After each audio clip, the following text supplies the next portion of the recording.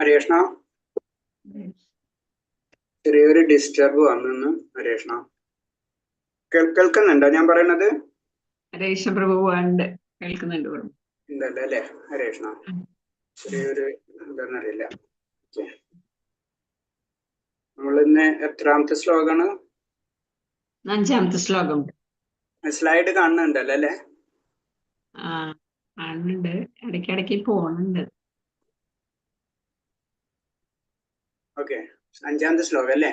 അതൊന്ന് പ്രാർത്ഥനയ്ക്ക് കിടക്കാം, അത് അതിന്റെ ശ്ലോകത്തിലേക്ക് കിടക്കാം.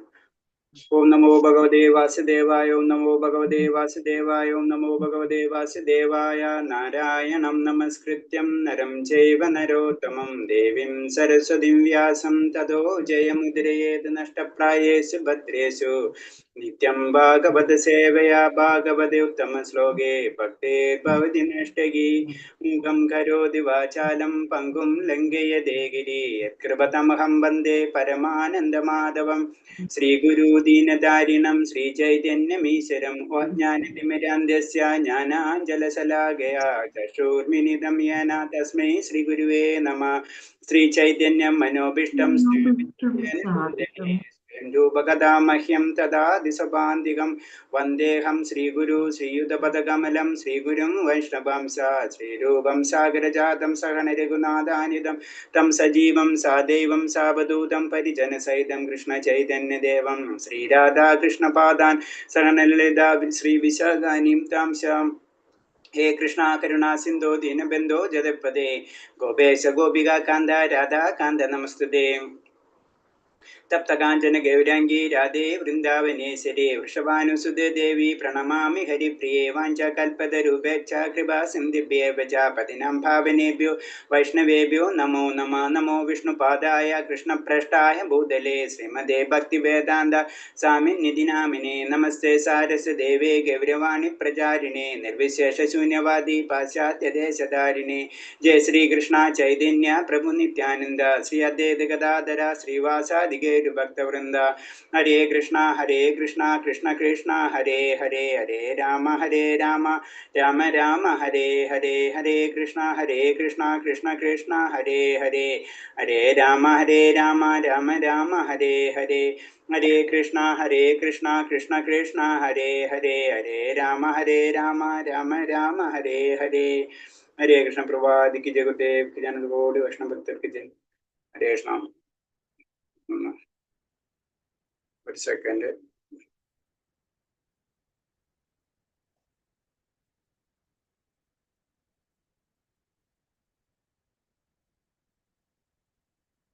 ഓക്കെ, നമ്മള് 5ാമത്തെ ശ്ലോകം അല്ലേ? ഞാൻ എൻ്റെ വീഡിയോ ഒന്ന് ഓഫ് ചെയ്യുന്നുണ്ട്, ചെറിയ ഡിസ്റ്റർബ് ഉണ്ട്.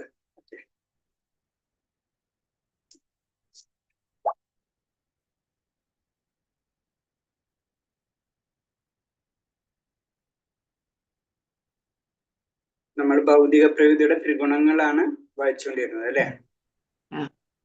ഹരേ കൃഷ്ണ. അതില് 5ാമത്തെ ശ്ലോകം പറയണത് സത്ത് രജസ്തമിതി ഗുണോ പ്രകൃതി സംഭവ നിബന്ധന്തി മഹാബാഹോ ദേഹ ദേഹിനം അവ്യയം. ഹേ മഹാബാഹു അർജുന, 3 ഗുണങ്ങൾ അടങ്ങിയതാണ് ഭൗതിക പ്രകൃതി. സ്വത്ത് രജസ് തമസ്. ശാശ്വതനായ ജീവാത്മാവിന് പ്രകൃതി സംയോഗം ഉണ്ടാകുന്നതോടെ അത് ഈ ഗുണങ്ങളിൽ ബന്ധനാകുന്നു. അപ്പൊ ഇതില് പറയുന്നത് എന്താണ് ഭൗതിക പ്രകൃതി, എന്താണ് ഭൗതിക പ്രകൃതിയിലെ ത്രിഗുണങ്ങൾ എന്ന് പറഞ്ഞത് 3 ഗുണങ്ങളെ പറ്റിയാണ് ഇതിൽ പറയുന്നത്. ഒന്ന് സത്ത് ഗുണം, രജസ് ഗുണം, തമസ് ഗുണം. നമ്മളെ ശാശ്വതനായ ജീവാത്മാവ് അല്ലെ, പ്രകൃതിയിലേക്ക് സംയോഗം ഉണ്ടാവും അല്ലെങ്കിൽ പ്രകൃതിയിലേക്ക് വരുന്നത് കൂടി ഈ ഗുണങ്ങളിൽ ബന്ധനായിത്തീരുന്നു. അപ്പൊ നമ്മൾ ഏതെങ്കിലും ഗുണങ്ങൾ അല്ലെങ്കിൽ ഇതിൽ ഏതെങ്കിലും ഗുണങ്ങളും അല്ലെങ്കിൽ ഈ 3 ഗുണങ്ങളൊക്കെ നമ്മളിങ്ങനെ മുറുക്കി കെട്ടിയിരിക്കുകയാണ്. അതാണ് ഈ ശ്ലോകത്തിൽ പറയുന്നത്. ഹരേ കൃഷ്ണ, വായിച്ചോളൂ. ആരാ?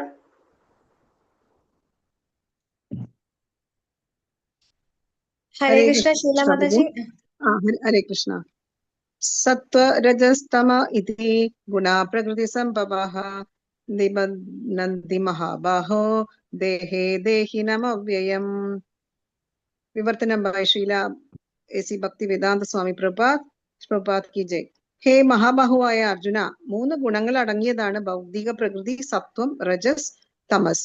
ശാശ്വതനായ ജീവാത്മാവിന് പ്രകൃതി സംയോഗം ഉണ്ടാകുന്നതോടെ അത് ഈ ഗുണങ്ങളാൽ ബന്ധനാകുന്നു. ഹരേ കൃഷ്ണ പ്രഭു. ഹരേ കൃഷ്ണ. അപ്പൊ അതിൽ പറയുന്നത് ഇതാണ് അല്ലെ, 3 ഗുണങ്ങളാണ് പറയുന്നത്, സത്ത് രജസ് തമസ്. ഈ 3 ഗുണങ്ങള് എന്താണ് നമ്മള് ഭൗതിക ലോകത്തിലേക്ക് വരുന്നതോടുകൂടി ഈ 3 ഗുണങ്ങളും നമ്മളെ ബന്ധിച്ചിരിക്കുന്ന പറയുന്നത്. കാരണം ശരിക്കും എന്താണ്, ജീവാത്മാവിന് ഭൗതിക പ്രകൃതിയുമായിട്ടുള്ള യാതൊരു ബന്ധവുമില്ല. എങ്കിൽ പോലും എന്താണ് സംഭവിക്കുന്നത്, ഭൗതിക പ്രകൃതിയുടെ ത്രിഗുണങ്ങളെ വ്യാമോഹിതമായി അത് പ്രവർത്തിച്ചു പോരുന്നു. വിവിധ തരത്തിലുള്ള ശരീരങ്ങൾ കുടികൊള്ളുന്നുണ്ട്. അതുകൊണ്ട് പ്രകൃതിയുടെ വിഭിന്ന ഭാവങ്ങൾക്കനുസരിച്ച് പ്രവർത്തിക്കാൻ നിർബന്ധിതരാകുന്നു. വൈവിധ്യമാർന്ന സന്താപങ്ങളും സന്തോഷങ്ങൾക്കും കാരണമാണ്. നമ്മൾ ഈ ഭൗതിക പ്രകൃതിയിൽ വരുമ്പോൾ ഈ പ്രകൃതിയുടെ സ്വഭാവം അനുസരിച്ച് നമുക്ക് പ്രവർത്തിക്കാം, അതിന് ജീവാത്മാവിനെ പ്രവർത്തിക്കേണ്ടതായി വരുന്നു എന്നാണ് പറയുന്നത്. കാരണം ഈ ഭൗതിക ലോകം അങ്ങനെയാണ് സൃഷ്ടിച്ചിട്ടുള്ളത്. അത് കാരണം ഇവിടെ വന്നു കഴിഞ്ഞാൽ ഈ ദേഹം നമ്മൾ എടുത്തിട്ടേ പറ്റുള്ളൂ, അല്ലാണ്ട് ഒരു നിവർത്തിയില്ല. ആ ദേഹത്തിനുള്ളിലുള്ളതാണ് ഈ സത്ത് രജസ് തമോ ഗുണം. നമ്മളൊരു ഡ്രസ്സ് എടുത്തു കഴിഞ്ഞാൽ പലതരത്തിലുള്ള ആ ഡ്രസ്സിൽ പല രീതിയിലുള്ള കാര്യങ്ങൾ കാണാനല്ലേ. ചിലപ്പോൾ അഴുക്ക് പിടിച്ചിട്ടുണ്ടാവും, അല്ലെങ്കിൽ ചിലപ്പോൾ നല്ല ഡ്രസ്സായിരിക്കും, ഏത് തന്നെയാണ്, ചിലപ്പോൾ ചുമപ്പായിരിക്കും, പച്ചയായിരിക്കും, ഏത് തന്നെയാണെങ്കിലും ഇത് തന്നെയാണ് പറഞ്ഞത്. സത്ത് രജസ് ഗുണങ്ങൾ എന്തായാലും ഈ ശരീരത്തിൽ അല്ലെങ്കിൽ ആത്മീയ ഭൗതിക ലോകത്തിൽ വരുമ്പോൾ നമുക്ക് ലഭിക്കും എന്നാ പറയുന്നത്. അടുത്ത ശ്ലോകം 6-ാമത്തെ. തത്ര സത്വം നിർമ്മലാത് പ്രകാശകമാനയം സുഖസംഖ്യേന ബധ്നാതി ജ്ഞാനസംഖ്യേന ചാനക. പുണ്യാത്മാവ് മറ്റുള്ള അപേക്ഷിച്ച് വിശുദ്ധമാകിയാൽ സത്വഗുണം പ്രകാശമാനവും എല്ലാ പാപങ്ങളിൽ നിന്നും മോചിക്കുന്നതുമാണ്. ആ ഗുണത്തിൽ സ്ഥിതി ചെയ്യുന്നവർ സുഖത്താലും ജ്ഞാനത്താലും ബദ്ധരാക്കപ്പെടും.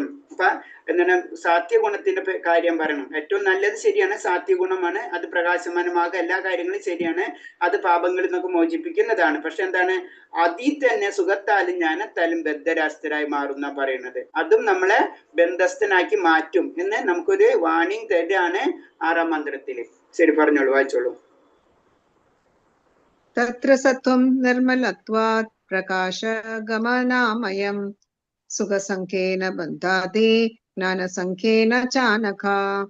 വിവർത്തനം ബൈ ശ്രീല A.C. ഭക്തിവേദാന്ത സ്വാമി പ്രഭാത് കി ജയ്.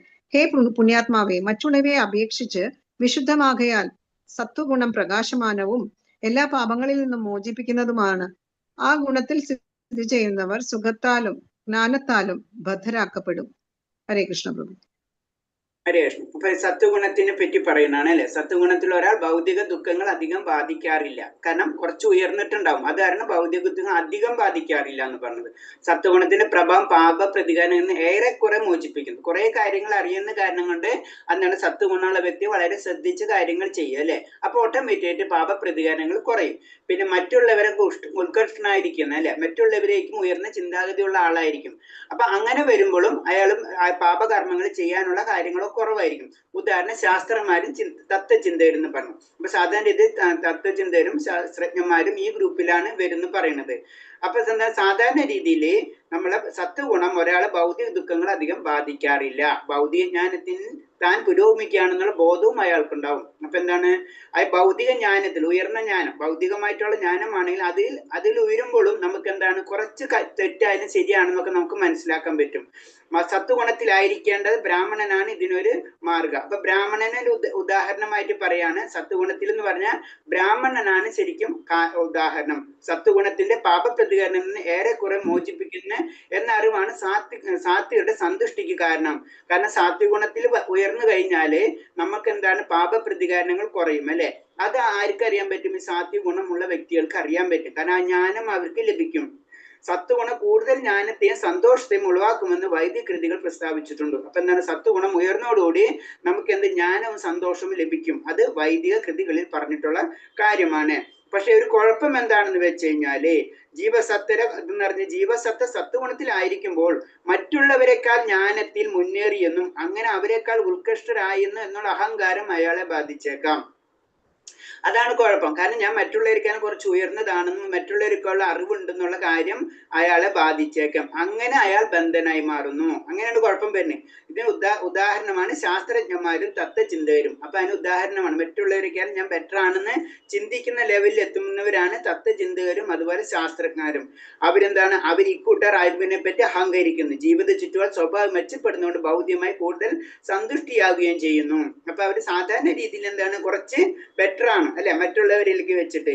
അപ്പൊ അതുകൊണ്ട് അവർ കൂടുതൽ സന്തുഷ്ടരാകുകയും ചെയ്യുന്നു പറഞ്ഞു. അപ്പൊ അതിൽ അവര് ബദ്ധസ്ഥരായി മാറുന്ന പറയുന്നത്. ഹരേ കൃഷ്ണ. അടുത്ത ശ്ലോകം.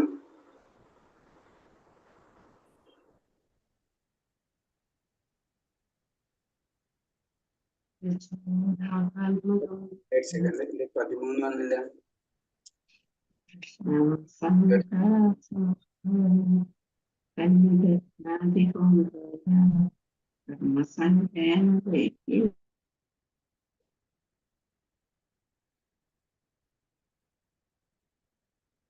സ്ലൈഡിൽ എന്തോ പ്രോബ്ലം ഉണ്ടെന്ന്.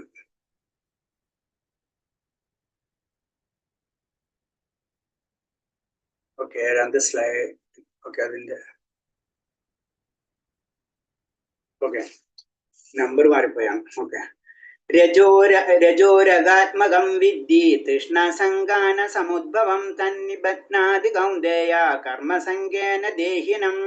അല്ലെ കുന്തി നന്ദന, കളവറ്റ തൃഷ്ണാധികത്തിൽ നിന്നുള്ള ഔന്നതത്ര രജോ ഗുണം ദേഹസ്ഥനായ ജീവനെ അത് ഭൗതിക ബലോഷ്ടങ്ങൾ കർമ്മങ്ങളാൽ കുടുക്കിയിടുന്നു. അപ്പൊ രജോ ഗുണത്തെ പറ്റി പറഞ്ഞാണ് അടുത്ത ശ്ലോകത്തിൽ പറഞ്ഞു. അതിലെന്താ പറഞ്ഞു? ഭയങ്കര ആഗ്രഹം, തൃഷ്ണ വളരെയധികം ആയിരിക്കുന്ന പറഞ്ഞു രജോ ഗുണം. നമുക്ക് അതിരറ്റ ആഗ്രഹങ്ങളായിരിക്കും നമുക്ക് വരാം. അതാണ് രജോ ഗുണം എന്ന് പറഞ്ഞത്. അത് ദേഹസ്ഥനായ ജീവനെ അത് ഭൗതികമായ ബലോദിഷ്ട കർമ്മങ്ങളിൽ കുടുക്കിയിടുന്നു. അപ്പൊ എന്താണ്, നമ്മൾ എന്താണ് പല കാര്യങ്ങളും ചെയ്തുകൊണ്ടിരിക്കും. അതില് നമുക്ക് ആഗ്രഹങ്ങൾ കൂടുതലായിരിക്കും. അതിനനുസരിച്ച് ഒരു കാര്യം ചെയ്യും, അതിന് ഫലം നമ്മൾ പ്രതീക്ഷിച്ചുകൊണ്ടായിരിക്കും കൂടുതൽ കാര്യങ്ങൾ ചെയ്തുകൊണ്ടിരിക്കുക. അതാണ് ആ കർമ്മങ്ങളിൽ അദ്ദേഹത്തെ കുടുക്കിയിടുന്നു പറയുന്നത്. ഹരേഷ്ണ വായിച്ചോളൂ ഏഴാമത്തെ. രജോരാഗാത്മകം വിദ്ധി തൃഷ്ണാസംഗസമുദ്ഭവം തന്നിബധ്നാതി കൗന്ദേയ കർമ്മസംഗേന ദേഹിനം. വിവർത്തനം ബൈ ശ്രീല എ.സി. ഭക്തിവേദാന്ത സ്വാമി ശീലപ്രഭാത് കി ജയ്. അല്ലയോ കുന്തി നന്ദന, അളവറ്റ തൃഷ്ണാധിക്യത്താൽ നിന്നുളവാകുന്നതത്രേ രജോ ഗുണം. ദേഹസ്ഥനായ ജീവനെ അത് ഭൗതികമായ ഫലോദിഷ്ട കർമ്മങ്ങളിൽ കുടുക്കിയിടുന്നു. ഹരേ കൃഷ്ണ പ്രഭു. ഹരേ കൃഷ്ണ. അപ്പൊ രജോ ഗുണം എന്ന് പറയുന്നത് എന്താണ്? സാധാരണ രീതിയിൽ നമ്മൾ ഭൗതിക പ്രകൃതിയില്, നമ്മൾ ഭൗതിക ലോകത്തിൽ ഏറ്റവും കൂടുതൽ കാണുന്നത് രജോ ഗുണമാണ്. അത് സ്റ്റാർട്ട് ചെയ്യുന്ന പറഞ്ഞതെന്ന് വെച്ച് കഴിഞ്ഞാല് സ്ത്രീ പുരുഷന്മാർക്ക് തമ്മിലുള്ള ആസക്തിയാണ് രജോ ഗുണത്തിന്റെ മുഖ്യ സ്വഭാവം. സ്ത്രീക്ക് പുരുഷനും പുരുഷന് സ്ത്രീകളിലും ആകർഷണമുണ്ട്. ഇതിനെ രജോ ഗുണം എന്ന് പറയും. ഈ രജോ ഗുണം വളരുമ്പോൾ ഭൗതിക സുഖങ്ങളിലുള്ള താല്പര്യം വർദ്ധിക്കുന്നു. ഇന്ദ്രിയ സുഖാനുവാദികൾ മതി വരാതാവും. രജോ ഗുണ സ്വഭാവ ആസക്തി ഇന്ദ്രിയ സുഖാനുഭവങ്ങളിലാണ്. അപ്പൊ രജോ ഗുണം നമുക്കറിയാം, നമ്മളൊരു ഫാമിലി അങ്ങനെ ആയി വരുന്നതോടുകൂടി ഒരു കാര്യം പോരാണ്ട് അടുത്ത കാര്യത്തിൽ അങ്ങനെ വളർന്നുകൊണ്ടിരിക്കും. അതാണ് സാധാരണ രീതിയിലുള്ള രജോ ഗുണത്തിന്റെ ഒരു പോയിന്റ് പറയുന്നത്. അപ്പൊ എന്താണ്, ഇങ്ങനെ വരുമ്പോൾ നമ്മൾ പല കാര്യങ്ങൾ ആഗ്രഹിക്കുക അല്ലെ, തന്റെ കർമ്മഫലങ്ങൾ ആസക്തനാകുകയും അങ്ങനെ അത്തരം കർമ്മങ്ങൾ ബന്ധനായി തീരുകയും ചെയ്യും. പല കാര്യങ്ങളും നമ്മൾ ചെയ്തു കൂട്ടിക്കൊണ്ടിരിക്കും, ഒന്ന് കഴിയുമ്പോൾ അടുത്തത്. അപ്പോഴേക്കും നമ്മളിങ്ങനെ ഒരേ കാര്യങ്ങൾ ചെയ്തുകൊണ്ടിരിക്കും. അപ്പോഴെന്താണ്, നമ്മളെ കർമ്മങ്ങളിൽ നമ്മൾ ബന്ധനായി തീരും എന്ന് പറഞ്ഞത്. അപ്പൊ അത് കാരണം കൊണ്ടാണ് പറഞ്ഞ ഈ ഭൗതിക ലോകം മുഴുവനും പ്രായേണ രജോ ഗുണ ബാധിത എന്ന് വേണം പറയാം. ഈ ഭൗതിക ലോകം മുഴുവനും ശരിക്കും എന്താണ് രജോ ഗുണത്തിലാണ് നിലനിൽക്കുന്നത്. കാരണം എന്താണ്, നമുക്കറിയാം നമ്മൾ ഭൗതിക ലോകത്തിൽ അല്ലെ സാധാരണ രീതിയിൽ എല്ലാവരും ചിന്തിക്കണ കാര്യങ്ങളാണ് എപ്പോഴും. കാരണം എന്ന് വെച്ച് കഴിഞ്ഞാൽ എന്താണ്, രാഷ്ട്രത്തിലോ സമൂഹത്തിലോ ഉയർന്ന പദവി ലഭിക്കണം എന്ന് എല്ലാവരും ആഗ്രഹിക്കും. അതുപോലെ തന്നെ സന്തുഷ്ടമായ ഒരു കുടുംബജീവിതം വേണമെന്ന് ആഗ്രഹിക്കും, നല്ല വീട് വേണമെന്ന് ആഗ്രഹിക്കും, നല്ല മക്കൾ വേണമെന്ന് ആഗ്രഹിക്കും, ഭാര്യ ഉണ്ടാവണം. ഇവയെല്ലാം രജോ ഗുണത്തിന്റെ ഉൽപ്പന്നങ്ങൾക്കാണ്. ഇതൊക്കെ രജോ ഗുണത്തിന്റെ ഉൽപ്പന്നങ്ങളാണെന്ന് പറയുന്നത്. ഇവയ്ക്ക് വേണ്ടി പരക്കം പായുന്നിടത്തോളം കാലം അവർ കഠിനമായി പ്രയത്നം ചെയ്യേണ്ടി വരും. പിന്നെന്താണ്, ഇതിനു വേണ്ടി നല്ലൊരു ഉയർന്ന പദവി സമൂഹത്തില്, അതേപോലെ ഒരു നല്ല വീട്, നല്ലവരെ മക്കള്, ഭാര്യ, ഇതിനൊക്കെ വേണ്ടി നമ്മള് പരക്കം പായുന്നിടത്തോളം കാലം നമ്മൾക്ക് ഈ കഠിന പ്രയത്നം ചെയ്തുകൊണ്ടിരിക്കേണ്ടി വരും. ഇതാണ് ശരിക്കും രജോ ഗുണം എന്ന് പറഞ്ഞത്. അതുകൊണ്ട് തന്റെ കർമ്മങ്ങളിൽ ആസക്തരാകുകയും അങ്ങനെ ആ കർമ്മങ്ങൾ ബന്ധനായി തീരുകയും ചെയ്യുന്ന പറയുന്നത്. അതാണ് ഇപ്പൊ രജോ ഗുണത്തിന്റെ പ്രത്യേകത എന്നാണ്. ഇപ്പൊ നമ്മളെ സമൂഹത്തിൽ ഏറ്റവും കൂടുതൽ നമുക്കറിയാം എല്ലാവരും രജോ ഗുണത്തിലാണ് കൂടുതൽ നിൽക്കുക. രജോ ഗുണത്തിൽ നിന്ന് തമോ ഗുണം സത്വ ഗുണം കുറവായിരിക്കും, രജോ ഗുണമായിരിക്കും കൂടുതൽ. അതാണ് ഇതിൽ പറഞ്ഞത് ഈ ഭൗതിക ലോകം മുഴുവൻ പ്രായേണ രജോ ഗുണ ബാധിതം എന്ന് വേണം പറയാം. അപ്പൊ 3 ഗുണങ്ങളിൽ ഏറ്റവും കൂടുതൽ നിലനിൽക്കുന്നത് രജോ ഗുണമായിരിക്കും. കൃഷ്ണ. അടുത്ത ശ്ലോകം.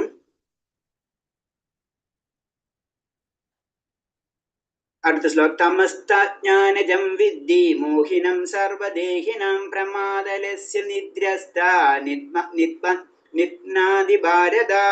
ഭാരതപുത്ര, അജ്ഞാനജന്യമായ തമോ ഗുണമാകട്ടെ സർവ്വ ശരീരങ്ങളെയും വ്യാമോഹിക്കുന്നതാണ്. ആ ഗുണത്തിൽ ബലങ്ങളായ പ്രമാദം, അലസത, നിദ്ര എന്നിവ ജീവാത്മാവിനെ കുടുക്കിയിടുന്നു.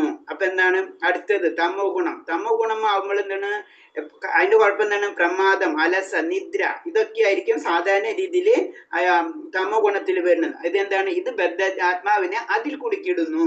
ഇപ്പൊ അതിന് താഴ്ന്ന ലെവലുള്ളത് അലസത, പ്രമാദം, നിദ്ര ഇതൊക്കെ അതിൽ വരുന്നതാണ്. അവരൊക്കെ എന്ത് സംഭവിക്കുക? അവര് ബദ്ധാത്മാവിനെ അതിൽ കുടുക്കിയിടുന്നു. എന്നിട്ട് തമോ ഗുണത്തിൽ കുടുക്കിയിടുന്ന പറയുന്നത്. അത് വായിച്ചോളൂ ഹരേഷ്ണ. തമസ്ത്വജ്ഞാനജം വിദ്ധി മോഹനം സർവദേഹിനാം പ്രമാദാലസ്യ നിദ്രാഭി തന്നിബധ്നാതി ഭാരതാം. വിവർത്തനം ബൈ ശ്രീല എ.സി. ഭക്തിവേദാന്ത സ്വാമി പ്രഭാത് കി ജയ്. ഭാരതപുത്ര, അജ്ഞാനജന്യമായ തമോ ഗുണമാകട്ടെ സർവശരീരികളെയും വ്യാമോഹിപ്പിക്കുന്നതാണ്.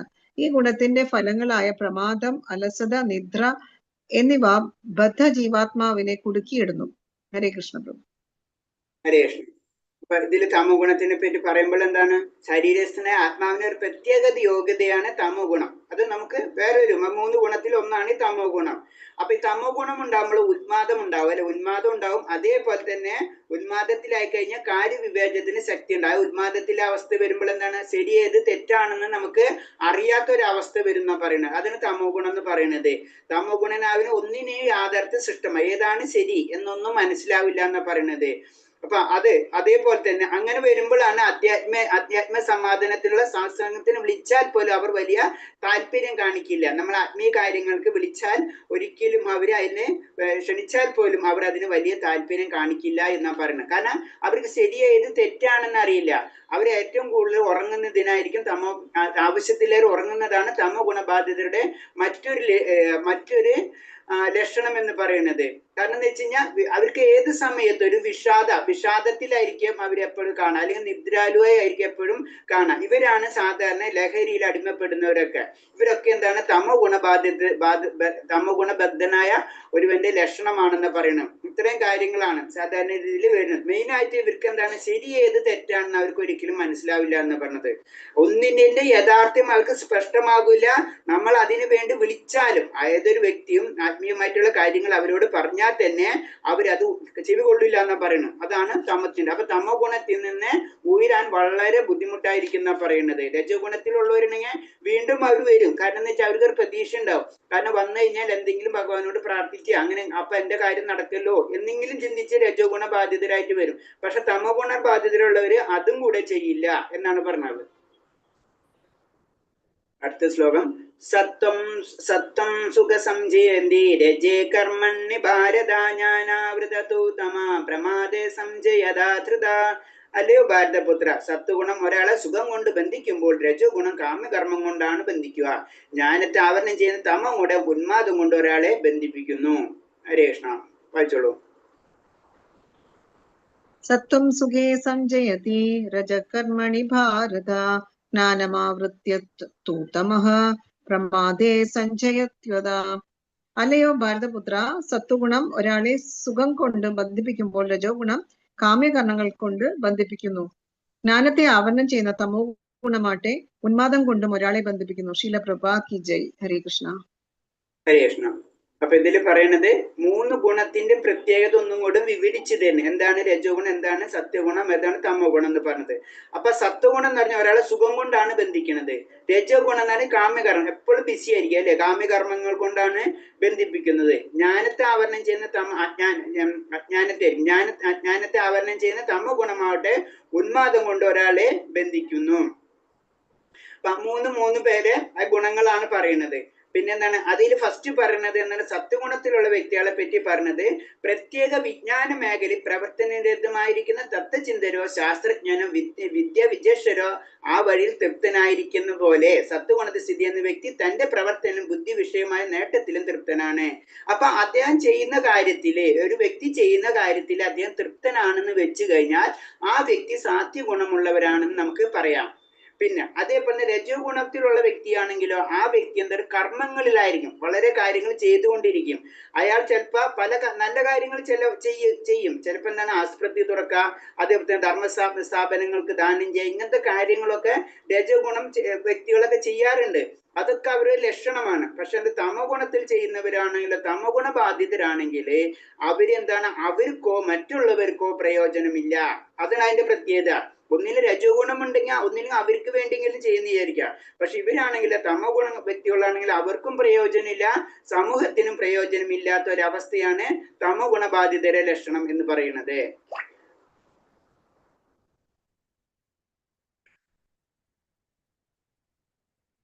അടുത്ത ശ്ലോകം.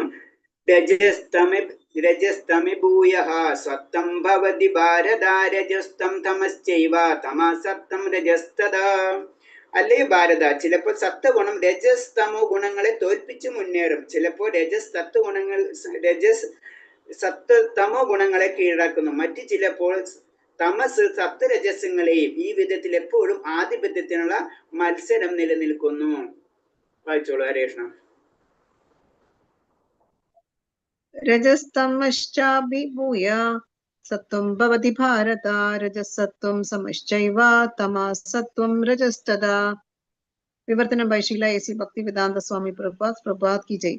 അല്ലയോ ഭാരത, ചിലപ്പോൾ സത്വഗുണം രജസ്തമോ ഗുണങ്ങളെ തോൽപ്പിച്ചുകൊണ്ട് മുന്നേറും. ചിലപ്പോൾ രജസ് തമോ ഗുണങ്ങളെ കീഴടക്കുന്നു. മറ്റു ചിലപ്പോൾ തമസ് സത്വരജസ്സുകളെയും. ഈ വിധത്തിൽ എപ്പോഴും ആധിപത്യത്തിനുള്ള മത്സരം നിലനിൽക്കുന്നു. ഹരേ കൃഷ്ണ. ഹരേ കൃഷ്ണ. അപ്പൊ ഇതിൽ പറഞ്ഞ ഈ 3 ഗുണങ്ങൾ എന്താണ്? ഇത് ഒരു പ്രാവശ്യം നമുക്ക് സത്വഗുണം കിട്ടിക്കഴിഞ്ഞാൽ അതിന്റെ നമ്മൾ ചിന്തിക്കരുത് എനിക്ക് സത്വഗുണ അവസ്ഥയിലെത്തി, എനിക്കൊന്നും പേടിക്കാനില്ല, അങ്ങനെയല്ല ചിന്തിക്കേണ്ടത്. ഈ സത്ത് രജസ് തമോ ഗുണങ്ങൾ അങ്ങോട്ടും ഇങ്ങോട്ടും ഒക്കെ മാറിക്കൊണ്ടിരിക്കുകയെന്നാ പറയുന്നത്. അത് പെർമനന്റ് ആയിട്ട് എപ്പോഴും ഒരു മത്സരം പോലെയാണ്. അതാണ് നമ്മൾ ശ്രദ്ധിക്കണം എന്ന് പറയുന്നത്. അത് നമ്മൾ പറയല്ലേ, ഭക്തിയിൽ ചിലപ്പോൾ വീണ് പോവാം, അല്ലെങ്കിൽ താഴ്ന്നു പോവാം, അങ്ങനെയൊക്കെ നമ്മൾ പറയും. അതുപോലെ തന്നെ താഴ്ന്ന വ്യക്തിയിൽ ഉയർന്നു വരാനുള്ള സാധ്യതകളൊക്കെ ഉണ്ട്. അപ്പൊ എന്ത് തന്നെയായാലും ഇത് അങ്ങോട്ടും ഇങ്ങോട്ടും ഒരു മത്സരം നടക്കുന്നതാണെന്ന് പറയുന്നത്. ഈ മത്സരം എപ്പോഴും തുടർന്നു പോരുകയാണ്. നമ്മൾ വിചാരിക്കരുത് നമ്മൾ ആ ഗുണത്തിലെത്തി, അല്ലെങ്കിൽ ഈ ഗുണത്തിലാണല്ലോ ഞാൻ മുകളിലേക്ക് പോകാൻ കഴിയില്ല എന്നൊന്നും ചിന്തിക്കേണ്ട. ഇത് എപ്പോഴും അങ്ങോട്ടും ഇങ്ങോട്ടൊക്കെ മാറിക്കൊണ്ടിരിക്കും. അതുകൊണ്ട് കൃഷ്ണബോധത്തിൽ പുരോഗമിക്കുന്ന ആഗ്രഹിക്കുന്നവർ ഈ 3 ഗുണങ്ങളെയും അതിക്രമിക്കണം. ഇത് 3 കഴിഞ്ഞിട്ട് വേണം. കാരണം ഈ കോമ്പറ്റീഷനുള്ള മത്സരമുള്ള സ്ഥലത്ത് നിന്ന് നമ്മൾ മാറി നിൽക്കണം എന്നാണ് പറഞ്ഞത്. ഇവയിലൊന്നും ആധിപത്യം ഒരാളെ ഇതിലൊന്നിന്റെ ആധിപത്യം ഒരാളെ എല്ലാ പ്രവർത്തനങ്ങളിലും പെരുമാറ്റങ്ങളും ആഹാര രീതിയിലൊക്കെ സ്പഷ്ടമായി കാണുന്ന പതിവാണ്. കാരണം എന്ന് വെച്ച് കഴിഞ്ഞാൽ ഏതിലാണ് ആധിപത്യം ഉള്ളത്?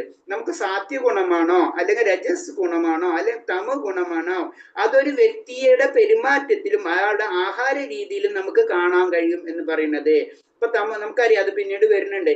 കാരണം ഒരു വ്യക്തിയുടെ പെരുമാറ്റ രീതിയിൽ തന്നെ നമുക്ക് മനസ്സിലാവും ആ വ്യക്തി സാത്വിക ഗുണത്തിലുള്ള വ്യക്തിയാണ്. അപ്പൊ എന്നിരുന്നാലും എല്ലാ സമയത്തും ഒരേപോലെ ആയിരിക്കുന്നില്ല. ചിലപ്പോൾ സാത്വിക ഗുണമുള്ള വ്യക്തികൾ ചിലപ്പോൾ തമോ ഗുണമുള്ള വ്യക്തികളെ പോലൊക്കെ പെരുമാറാം.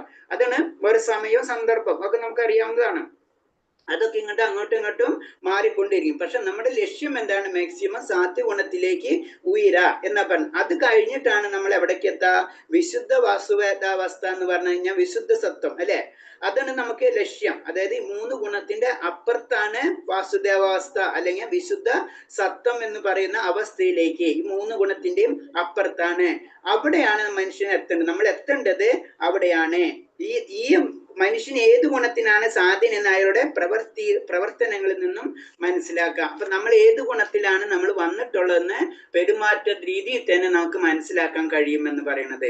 അതിന്റെ അർത്ഥം നമ്മൾ അവിടെ നിൽക്കുന്നല്ല, പക്ഷെ അതിലേക്ക് നമ്മൾ മാറണം. നമ്മൾ രജോ ഗുണം തമോ ഗുണമാണെങ്കിലും നമ്മൾ അതിൽ നിന്ന് മാറി സാത്വിക ഗുണത്തിലേക്കും പിന്നെ വിശുദ്ധ സത്വഗുണത്തിലേക്കും നമ്മൾ ഉയരണം എന്നാണ് പറയുന്നത്.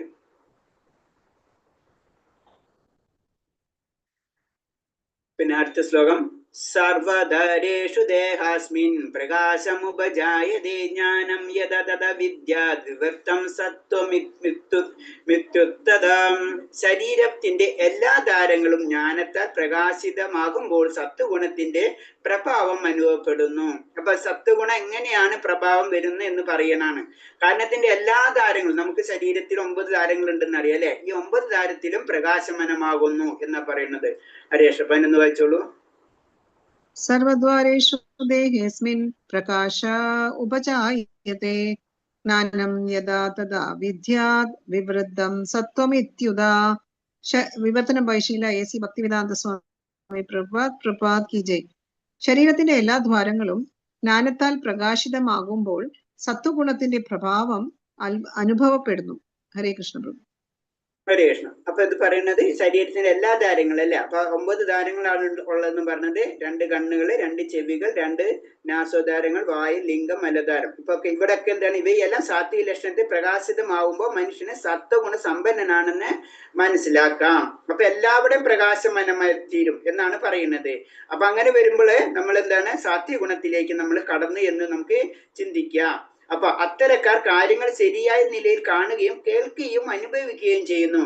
അവരെന്താണ്? എല്ലാ കാര്യങ്ങളും നേരെ കാണുകയും നേരെ കേൾക്കുകയും ചെയ്യും. അല്ലാത്തവർ കേൾക്കില്ല, അല്ലാത്തവർ കാണില്ല. അതാണ് അവരുടെ ചിന്താഗതി. അവർ ആന്തരികവും ബാഹ്യവുമായി പരിശുദ്ധമാണ്. ഉള്ളുകൊണ്ടും ഉള്ളിൽ, അതായത് പുറത്തും അകത്തും പരിശുദ്ധമായിരിക്കും. ഏത്? സാത്വിക ഗുണത്തിലേക്ക് കടന്നിട്ടുള്ളവർ എന്നാ പറയുന്നത്. അടുത്ത ശ്ലോകം.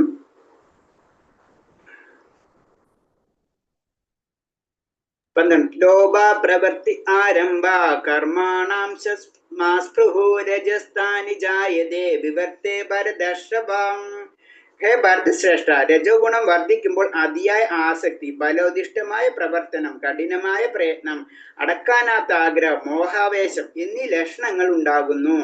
കാരണം രജോ ഗുണത്തിന്റെ പ്രത്യേകതയാണ്. രജോ ഗുണം കൂടുമ്പോൾ എന്താണ് സംഭവിക്കുന്നത് എന്നാണ് ഈ ശ്ലോകം പറഞ്ഞു തരുന്നത്. 12 വായിച്ചോളൂ.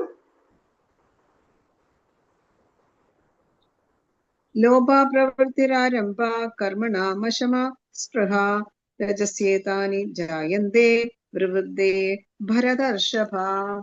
ഹേ ഭാരതശ്രേഷ്ഠ, രജോ ഗുണം വർദ്ധിക്കുമ്പോൾ അതിയായ ആസക്തി, ഫലോദിഷ്ടമായ പ്രവർത്തനം, കഠിനമായ പ്രയത്നം, അടക്കാനാകാത്ത ആഗ്രഹം, മോഹാവേശം എന്നീ ലക്ഷണങ്ങൾ ഉണ്ടാകുന്നു. ശീല പ്രഭാത് കി ജയ്. ഹരേ കൃഷ്ണ പ്രഭു. ഹരേ കൃഷ്ണ. അപ്പൊ ഇതില് പറയണെന്ന് വെച്ച് കഴിഞ്ഞാല് നമുക്ക് രജോ ഗുണത്തിന്റെ പ്രത്യേകതയാണ് പറഞ്ഞത്. രജോ ഗുണം കൂടുമ്പോൾ എന്താണ്? ഭയങ്കര ആസക്തി ആയിരിക്കും അല്ലെ? അതാണ് രജോ ഗുണ സ്വാഭാവികൾക്ക് എന്ന് തനിക്ക് കിട്ടിയ സ്ഥാനത്തിൽ ഒരിക്കലും സംതൃപ്തനാകില്ല. അത് ഉയർത്താനായി ആഗ്രഹിച്ചു കൊണ്ടിരിക്കും. നമുക്ക് കിട്ടിയത് എന്ത് കിട്ടിയാലും നമുക്ക് പോരാ എന്നുള്ള ഒരു ചിന്താഗതി പറയും അല്ലെ? 1 കിട്ടിയാൽ 10 മതി എന്ന് പറയുന്ന പോലെ തന്നെ അങ്ങനത്തെ ചിന്താഗതിയായിരിക്കും ഇപ്പോൾ രജോ ഗുണത്തിലുള്ള വ്യക്തികളുടെ പ്രത്യേകത. തനിക്കൊരു വീടുണ്ടാക്കാൻ ശ്രമിക്കുകയാണെങ്കിൽ അത് കൊട്ടാരം പോലെ ഒന്നാവണമെന്നായിരിക്കും ഉദ്ദേശിക്കുക. അപ്പൊ അതാണ് പറയുന്നത്. അപ്പൊ നമുക്ക് എന്ത് വേണമെങ്കിലും അതിന്റെ അപ്പുറത്ത് ഏറ്റവും ടോപ്പ്, പിന്നെ അത് കിട്ടിക്കഴിഞ്ഞാൽ അതിന്റെ ടോപ്പ്, ഇങ്ങനെ ചിന്തിച്ചുകൊണ്ടിരിക്കുന്നവർ, അതാണ് രജോ ഗുണ സ്വഭാവികളുടെ പ്രത്യേകത എന്ന് പറയുന്നത്. അതേപോലെ തന്നെ അതിൽ ആ വ്യക്തി വിചാരിക്കണം എന്താണ്? എനിക്കൊരു കൊട്ടാരം പോലെ വീടുണ്ടാക്കി ഞാൻ അതിൽ താമസിക്കാൻ പോകും. അതെന്താണ്? എന്നെന്നും ഞാൻ അതിൽ താമസിക്കും. അതായത് എനിക്ക് ആ വ്യക്തി മരണത്തെ പറ്റിയോ നാളെ എന്ത് സംഭവിക്കുന്നു ഒന്നും ചിന്ത ഉണ്ടാവില്ല. അത് ഒരേ ഒരു ആസക്തി മാത്രമേ ഉണ്ടാവുള്ളൂ. അതില് എന്താണ്? ഞാൻ എന്നെന്നും താമസിക്കാൻ പോകുന്നതാണ് അയാളുടെ വിചാരം. അങ്ങനത്തെ ഉള്ള വ്യക്തിയാണ് ശരിക്കും രജോ ഗുണമുള്ള വ്യക്തികൾ എന്ന് പറയുന്നത്. അയാൾ ഇന്ദ്രിയ സുഖഭോഗങ്ങൾക്ക് ഒരു അർത്ഥവുമില്ല. അയാൾ അതിന്റെ പിറകെ തന്നെ ആയിരിക്കും. എന്നും ഈ വീട്ടിൽ കുടുംബസമാജം താമസിച്ച് എന്നും ഇന്ദ്രിയ സുഖം അനുഭവിക്കണം അയാൾ ആഗ്രഹിക്കും. എന്നും എനിക്ക് ഇതേപോലെ തന്നെ സന്തോഷം കിട്ടിക്കൊള്ളണം, അല്ലെങ്കിൽ കിട്ടും എന്നൊരു പ്രതീക്ഷയിൽ ആ വ്യക്തി ഏത് സമയവും കഠിനമായി പ്രയത്നിച്ചു കൊണ്ടിരിക്കും. എന്തിനടക്കാനാത്ത ആഗ്രഹം തീർക്കാൻ വേണ്ടി ആ വ്യക്തി കഠിനമായിട്ട് പ്രയത്നിച്ചു കൊണ്ടിരിക്കും. അതാണ് രജോ ഗുണത്തിന്റെ പ്രത്യേകത എന്ന് പറയുന്നത്. അടുത്ത ശ്ലോകം. അപ്രകാശോ പ്രവർത്യശ്ച പ്രമാദമോഹ ഏവ തമസ്താനി ജായതേ വിവർത്തേ കുരുനന്ദന. തമോ ഗുണം വളരുമ്പോൾ തേജസ്സില്ലായ്മ, അകർമ്മണ്യത്യ, പ്രമാദം, വ്യാമോഹം എന്നിവ പ്രകടമാകുന്നു. ഹരേ കൃഷ്ണ. വായിച്ചോളൂ. അപ്രകാശോ പ്രവൃത്തിശ്ച പ്രമാദോ മോഹ ഏവ ച തമസ്യേതാനി ജായന്തേ വിവൃതേ കുരുനന്ദന. വിവർത്തനം by Sheela A.C. Bhaktivedanta Swami Prabhat കി ജയ്. കുരുനന്ദന, തമോ ഗുണം വളരുമ്പോൾ തേജസ്സില്ലായ്മ, ആകർമ്മണ്യത, പ്രമാദം, വ്യാമോഹം എന്നിവ പ്രകടമാകുന്നു. ഹരേ കൃഷ്ണ പ്രഭു. ഹരേ കൃഷ്ണ. അപ്പൊ ഇതിൽ പറഞ്ഞാണ് തേജസ്സില്ലായ്മ അല്ലെ? അപ്പൊ തേജസ്സിന്റെ അകർമ്മണ്യത, പ്രമാദം, വ്യാമോഹം ഇതൊക്കെ പ്രകടമാകും. കാരണം എന്ന് വെച്ച് കഴിഞ്ഞാല് തേജസ്സില്ലെങ്കിൽ അവിടെ ഞാൻ ഉണ്ടാവൂല. പിന്നെ എന്താണ് ഒരു താമസ സ്വഭാവയുടെ പ്രത്യേകത എന്ന് പറഞ്ഞു കഴിഞ്ഞാൽ ആ വ്യക്തിക്ക് തന്നെ ഇഷ്ടം പോലെ പ്രവർത്തിക്കാനായിരിക്കും ഇഷ്ടം ഉണ്ടാവുക. ഒരു ഉദ്ദേശം ഉണ്ടാവില്ല ആൾക്ക്. അതേപോലെ തന്നെ അധ്വാനിക്കാൻ ശേഷി ഉണ്ടെങ്കിലും അത് ഉപയോഗിക്കാൻ തുനിയില്ല. ഇങ്ങനെ ബോധാവസ്ഥയിലാണെങ്കിൽ കൂടുതൽ ജീവിതം കർമ്മരഹിതം, ബോധം ഉണ്ടെന്ന് മാത്രമേ ഉണ്ടാവുള്ളൂ, ജീവിതം കർമ്മരഹിതമായിരിക്കും. ഇതൊക്കെയാണ് താമസ സ്വഭാവയുടെ ലക്ഷണങ്ങൾ എന്ന് പറയുന്നത്. അപ്പൊ അയാൾക്ക് പ്രത്യേകിച്ച് എന്താണ്, അവർക്ക് തന്നെ ഇഷ്ടം പോലെ പ്രവർത്തിക്കാനായിരിക്കും ഇഷ്ടം. അപ്പൊ അതുപോലെ തന്നെ അല്ലാതെ അധ്വാനിക്കാനുള്ള പവർ ഉണ്ടെങ്കിലും ആ വ്യക്തി അത് ഉപയോഗിക്കില്ല. അത് ബോധാവസ്ഥയിലാണെങ്കിലും ഇക്കൂട്ടരുടെ ജീവിതം കർമ്മരഹിതമാണ്. ഇതിനാണ് താമസ സ്വഭാവികൾ എന്ന് പറയുന്നത്. അവരെ ലക്ഷണങ്ങളാണ് ഇത് പറയുന്നത്. അടുത്ത ശ്ലോകം. യഥാ സത്വ പ്രവർത്തത്തു പ്രളയം യാന്തി ദേഹാഭൃതേ തദോത്മാവിധം ലോക അമലാൻ പ്രതിപദ്യതേ. സാത്വികൾ മരിക്കുമ്പോൾ ഋഷിവര്യന്മാരുടെ നിർമ്മലങ്ങളായ ഉത്കൃഷ്ടമായ ലോകങ്ങളിലെത്തുന്നു. ഇനി മരണത്തിനെ പറ്റി പറഞ്ഞു, സാത്വികർ ഓരോരുത്തരുടെ മരണത്തിന്റെ കാര്യങ്ങളെ പറ്റി പറയുന്നതാണ്. വായിച്ചോളൂ ഹരേഷ്ണം. യഥാ സത്വേ പ്രവൃത്തേതു പ്രളയം യാതി ദേഹഭൃത് തദോത്തമവിധാം ലോക നമലാൻ പ്രതിപദ്യതേ. വിവർത്തനം ബൈ ശ്രീല എ.സി. ഭക്തിവേദാന്ത സ്വാമി പ്രഭാത് കി ജയ്. സാത്വികർ മരിക്കുമ്പോൾ ഋഷിവര്യന്മാരുടെ നിർമ്മലങ്ങളായ ഉത്കൃഷ്ട ലോകങ്ങളിൽ എത്തുന്നു. ഹരേ കൃഷ്ണ പ്രഭു. ഹരേ കൃഷ്ണ.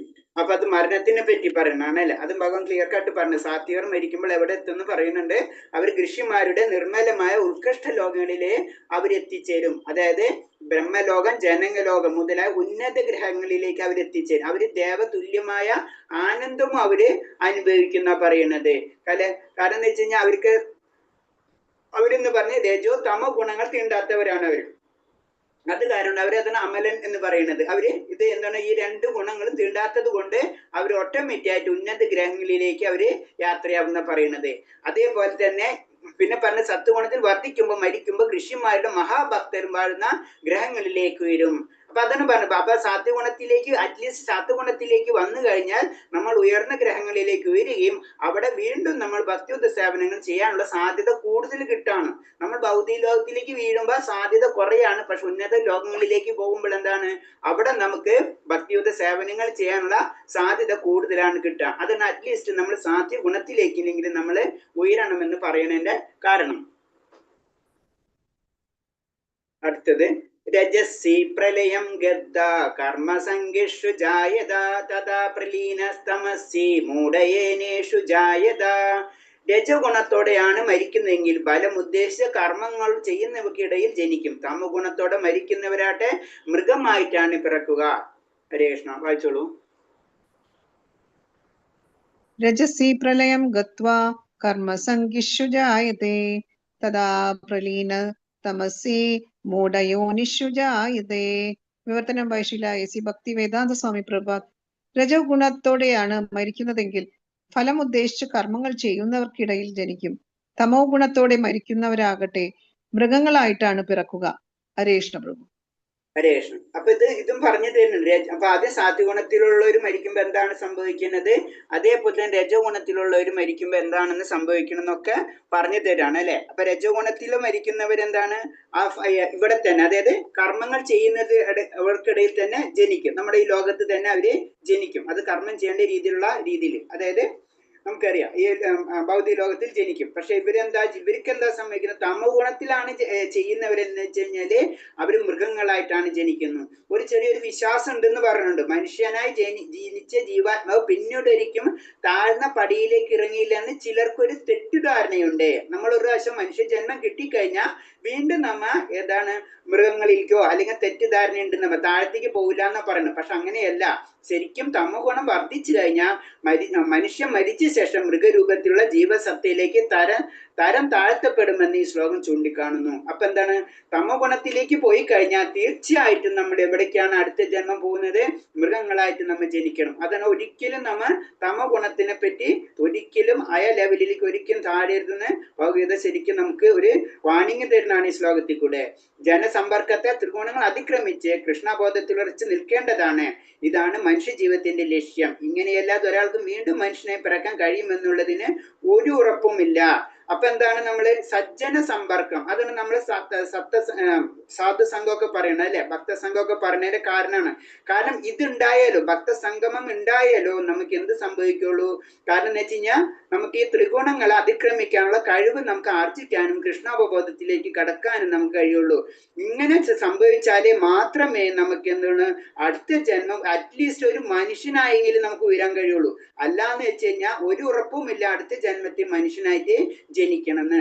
അപ്പൊ അറ്റ്ലീസ്റ്റ് നമ്മൾ എന്താണ് കൃഷ്ണബോധത്തിലേക്കോ സജ്ജന സമ്പർക്കത്തിലേക്ക് കടക്കേണ്ടത് വളരെ അത്യാവശ്യമാണ്. അല്ലെങ്കിൽ നമുക്ക് അടുത്ത ജന്മം എന്താണെന്ന് പോലും കൂടെ ഒരുറപ്പില്ല എന്നാണ് പറയുന്നത്. അടുത്ത ശ്ലോകം. കർമ്മണ സുഹൃദസ്യാഹോ സാത്വികം നിർമ്മലം ഫലം രജസ്തു ഫലം ദുഃഖം അജ്ഞാനതമസാ ഫലം. സത്കർമ്മത്തിന്റെ ഫലം വിശുദ്ധമാണ്, അത് സാത്വിഗുണത്തിലാണെന്ന് പറയപ്പെടുന്നു. രജോഗുണത്തിൽ ചെയ്യുന്ന പ്രവൃത്തി ഫലം ദുഃഖമാകുന്നു, തമോ ഗുണത്തിൽ പ്രവർത്തനങ്ങളുടെ ഫലം മൗഢ്യവും അജ്ഞാനവുമാകുന്നു. ഹരികൃഷ്ണ വായിച്ചോളൂ. കർമ്മണ സുഹൃദസ്യാഹു സാത്വികം നിർമ്മലം ഫലം രജസസ്തു ഫലം ദുഃഖം അജ്ഞാനം തമസ ഫലം. സത്കർമ്മത്തിന്റെ ഫലം വിശുദ്ധമാണ്, അത് സാത്വിക ഗുണത്തിലാണെന്ന് പറയപ്പെടുന്നു. രജോ ഗുണത്തിൽ ചെയ്യുന്ന പ്രവൃത്തിയുടെ ഫലം ദുഃഖമാകുന്നു, തമോ ഗുണത്തിലെ പ്രവർത്തനങ്ങളുടെ ഫലം മൗഢ്യവും അജ്ഞാനവുമാണ്. ഹരേ കൃഷ്ണ. ഹരേ കൃഷ്ണ. അപ്പൊ അങ്ങനെ 3 ഗുണത്തിന്റെ ഫലങ്ങൾ എന്തൊക്കെയാണെന്ന് പറഞ്ഞത്. ഒരെണ്ണം എന്ന് വെച്ച് കഴിഞ്ഞാൽ വിശുദ്ധമാണ്, അടുത്തെന്ന് വെച്ചാൽ ദുഃഖമാണ്, മറ്റൊരു അജ്ഞാനം അല്ലെങ്കിൽ മൗഢ്യമാണെന്നാ പറയുന്നത്. ഒരാൾ അത് പറയുന്ന വെച്ചാൽ അതിന്റെ ഓരോന്നൊന്നും കൂടെ പറയാണ്. ഒരാൾ അമ്പരചുംബിയായ ഒരു കെട്ടിടം പണിയാൻ ആഗ്രഹിക്കുന്നു അല്ലെ, എല്ലാവരും ആഗ്രഹം അതായിരിക്കും. രീതിയിൽ ഒരു വീട് പണിയെന്ന് വെച്ചാൽ അത്രയും വലിയൊരു വീട് പണിയാൻ ആഗ്രഹിക്കുക അല്ലെ. അങ്ങനെ ഒരു സൗധം നിർമ്മിക്കാൻ എത്ര മനുഷ്യൻ കഠിനമായി ക്ലേശിക്കണം, വീട് ഉടമയ്ക്ക് ഇതിനു വേണ്ടി ധനം സമ്പാദിക്കാൻ ക്ലേശിക്കും. അതിന് ഏത് രജഗുണമുള്ളവരുടെ കാര്യങ്ങളാണ്. അവരിങ്ങനെ കഠിനമായി അധ്വാനിച്ചു കൊണ്ടിരിക്കും. അപ്പൊ പിന്നെ പോലെ തന്നെ ആ വ്യക്തികൾ എന്താ ചിന്തിക്കുന്നത്, ഈ വീട് അല്ലെങ്കിൽ ഈ സമ്പത്ത് എന്റേതാണ്, ഈ വീട് അതുപോലെ തന്നെ ഈ സമ്പത്ത് എന്റേതാണ്.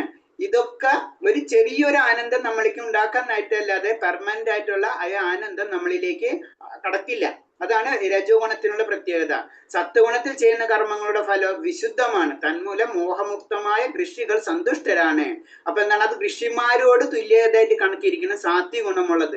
അപ്പൊ സാത്വിക ഗുണമുള്ളവരെന്താണ്, അത് ഋഷിമാരോട് തുല്യമാണ്, അവർ ചെയ്യുന്ന ഫലം വിശുദ്ധമാണ്. അപ്പൊ വിശുദ്ധ കർമ്മങ്ങൾ ചെയ്യുന്ന ലെവലിലേക്ക് ഉയരുമ്പോഴാണ് നമ്മൾ അതിനെ സാത്വിക ഗുണം എന്ന് പറയുന്നത്. പിന്നെ അടുത്തത് തമോ ഗുണത്തിനെ പറ്റി പറയുമ്പോൾ മൃഗങ്ങളുടെ ജീവിതം എപ്പോഴും ദുരിതപൂർവമാണ്. അപ്പൊ മായശക്തിയിൽ സമ്മോഹിതരായ മൂലം അവർ അക്കാര്യം അറിയുന്നില്ലേയുള്ളൂ. കാരണം എന്ന് വെച്ച് കഴിഞ്ഞാല്, കാരണം തമോ ഗുണത്തിലുള്ള വ്യക്തികൾ എന്ന് പറഞ്ഞു കഴിഞ്ഞാൽ അവരുടെ ജീവിതം ദുരിതപൂർണമാണ് അല്ലെ. മൃഗത്തിനെ പോലെ തന്നെയാണ് അവരുടെ ജീവിതം, അവരത് അറിയുന്നില്ല എന്ന് മാത്രമുള്ളൂ. അത് കാരണം നമ്മള് തമോ ഗുണത്തിലേക്ക് ഒരിക്കലും കടക്കരുതെന്ന് പറയുന്നത്. അതേപോലെ തന്നെ പറയണേ, പാവപ്പെട്ട മൃഗങ്ങളെ കൊല്ലുന്നത് തമോ ഗുണത്തിലാണ്. ഒരു മൃഗത്തെ വധിക്കുക എന്ന് പറഞ്ഞാൽ തന്നെ അത് തമോ ഗുണത്തിലുള്ളതാണ്. കാരണം ഒരിക്കൽ തങ്ങളെ കൊല്ലാനുതകുന്ന ശരീരം ആ മൃഗങ്ങൾക്ക് കിട്ടുമെന്ന് മൃഗങ്ങൾ ഹംസിക്കുന്നവർക്ക് അറിഞ്ഞുകൂടാ. അതാണ് പ്രകൃതി നിയമം. പ്രകൃതി നിയമം എന്താണ്, നമ്മൾ എന്തിനാ വധിച്ചത്, അതിന് കൊന്നാ പാപം തിന്നേ തീരുന്ന ആചരിക്കും അല്ലെ. അതാണ് സംഭവിക്കുന്നത് ഇവിടെ. കാരണം എന്താ, മൃഗങ്ങൾ കിട്ടുന്ന മൃഗത്തെ കേൾക്കുന്നവർക്കറിയില്ല. ഒരു മൃഗത്തിനെ നമ്മൾ വധിച്ചേ ആ മൃഗം നമ്മൾ വധിച്ചിരിക്കും. അതാണ് പ്രകൃതി നിയമം. അപ്പൊ ഇതുപോലെ തന്നെ അതിന് ഉദാഹരണം പറയണാണ്. ഒരു കാര്യം പറഞ്ഞു, ഏതൊരു ജീവിയും ഭഗവാന്റെ സന്താനമാണ്. ഒരു ഉറുമ്പിനെ കൊല്ലുന്നത് പോലും അദ്ദേഹം പൊറുക്കില്ല, അതിന് അനന്തരഫലം അയാൾ അനുഭവിച്ചേ പറ്റൂ. അത്തരം, അതായത് കരുണയ്ക്ക് വളരെയധികം ഇമ്പോർട്ടൻസ് ഭഗവാൻ കൊടുത്തിട്ടുണ്ട്. അതാണ് പറഞ്ഞത്, ഒരു ഉറുമ്പിന് അല്ലെങ്കിൽ പ്രകൃതി കൊടുത്തിട്ടുണ്ട്. നമുക്ക് അനാവശ്യമായിട്ട് ഒരു കാര്യം ചെയ്യാനുള്ള പവർ ഇല്ല. നമുക്ക് നമ്മുടേതായ കാര്യങ്ങൾ ചെയ്യാന്നല്ലാണ്ട് ഒരു ജീവിയെയും നമ്മൾ ഉപദ്രവിച്ചു കഴിഞ്ഞാൽ, നമ്മൾ ഇന്ദ്രിയങ്ങൾക്ക് വേണ്ടി ഉപയോഗിച്ചു കഴിഞ്ഞാൽ തീർച്ചയായിട്ടും അതിന്റെ അനന്തരഫലം നമുക്ക് നമ്മൾ ചിന്തിക്കുന്നതിന്റെ അപ്പുറത്തായിരിക്കും. അത് പ്രകൃതിയുടെ നിയമമാണത്. അതിന് ഉദാഹരണം പറഞ്ഞു കഴിഞ്ഞാൽ നമുക്കറിയാം, ഒരു വ്യക്തിനെ ഭൗതിക ലോകത്ത് നമ്മൾ എന്താണ്, ഒരു വ്യക്തിയെ കൊലപാതകനെ പിടിച്ചെന്തായാലും ഒന്നിനെ തൂക്കിലേക്കും അല്ലെങ്കിൽ ജയിലിലിടും അല്ലെ. ഇത് തന്നെയാണ് അവിടെയും സംഭവിക്കുന്നത്. പിന്നെ അതേപോലെ തന്നെ ജന്തുഹിംസയിൽ ഏറ്റവും ഇമ്പോർട്ടന്റ് പറഞ്ഞത് ഗോഹത്യയാണ്. ഗോഹത്യ നമ്മൾ ഒരിക്കലും ചെയ്യരുത്. അതിന് ഗോമാംസം അല്ലെങ്കിൽ നമുക്കറിയാം ബീഫ് ഒരിക്കലും നമ്മൾ കഴിക്കാൻ പാടില്ല എന്ന് പറഞ്ഞതിന്റെ ഒരു കാരണം എന്താണ്? കാരണം എന്ന് വെച്ച് കഴിഞ്ഞാൽ എന്താണ്? പാൽ തരുന്നത് കൊണ്ട് പശു നമുക്ക് സർവ്വ സുഖങ്ങളും നൽകുകയാണ് ചെയ്യുന്നത്. എല്ലാ സുഖങ്ങളും തരുന്ന ആ പശുവിനാണ് നമ്മൾ എന്ത് ചെയ്യുന്നത്? വധിച്ച് അതിനെ കഴിക്കുന്നത് അല്ലേ?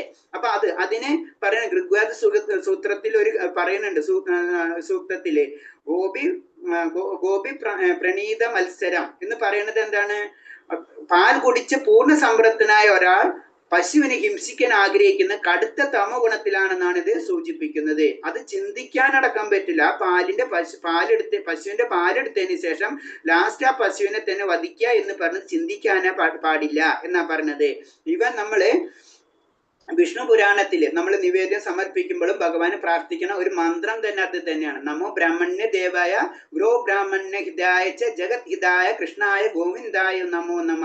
വിഷ്ണു പുരാണത്തിലുള്ളതാണ് ഈ മന്ത്രം. നമ്മൾ നിവേദ്യം ചെയ്യുമ്പോൾ നമുക്ക് സമർപ്പിക്കുമ്പോൾ ചെയ്യണം. അതിൽ പറയുന്നുണ്ട് അല്ലെ? അപ്പൊ നമ്മൾ ഈ ഗോ ബ്രാഹ്മണ്യ എന്ന് പറയുമ്പോൾ തന്നെ അതിൽ ഇവർക്ക് വേണ്ടി, കാരണം ബ്രാഹ്മണർ ആധ്യാത്മിക സംസ്കാരത്തിന്റെ പശുക്കൾ അതിവിശിഷ്ടമായ ആഹാരത്തിന്റെ പാൽ പ്രതീകങ്ങളാണ്.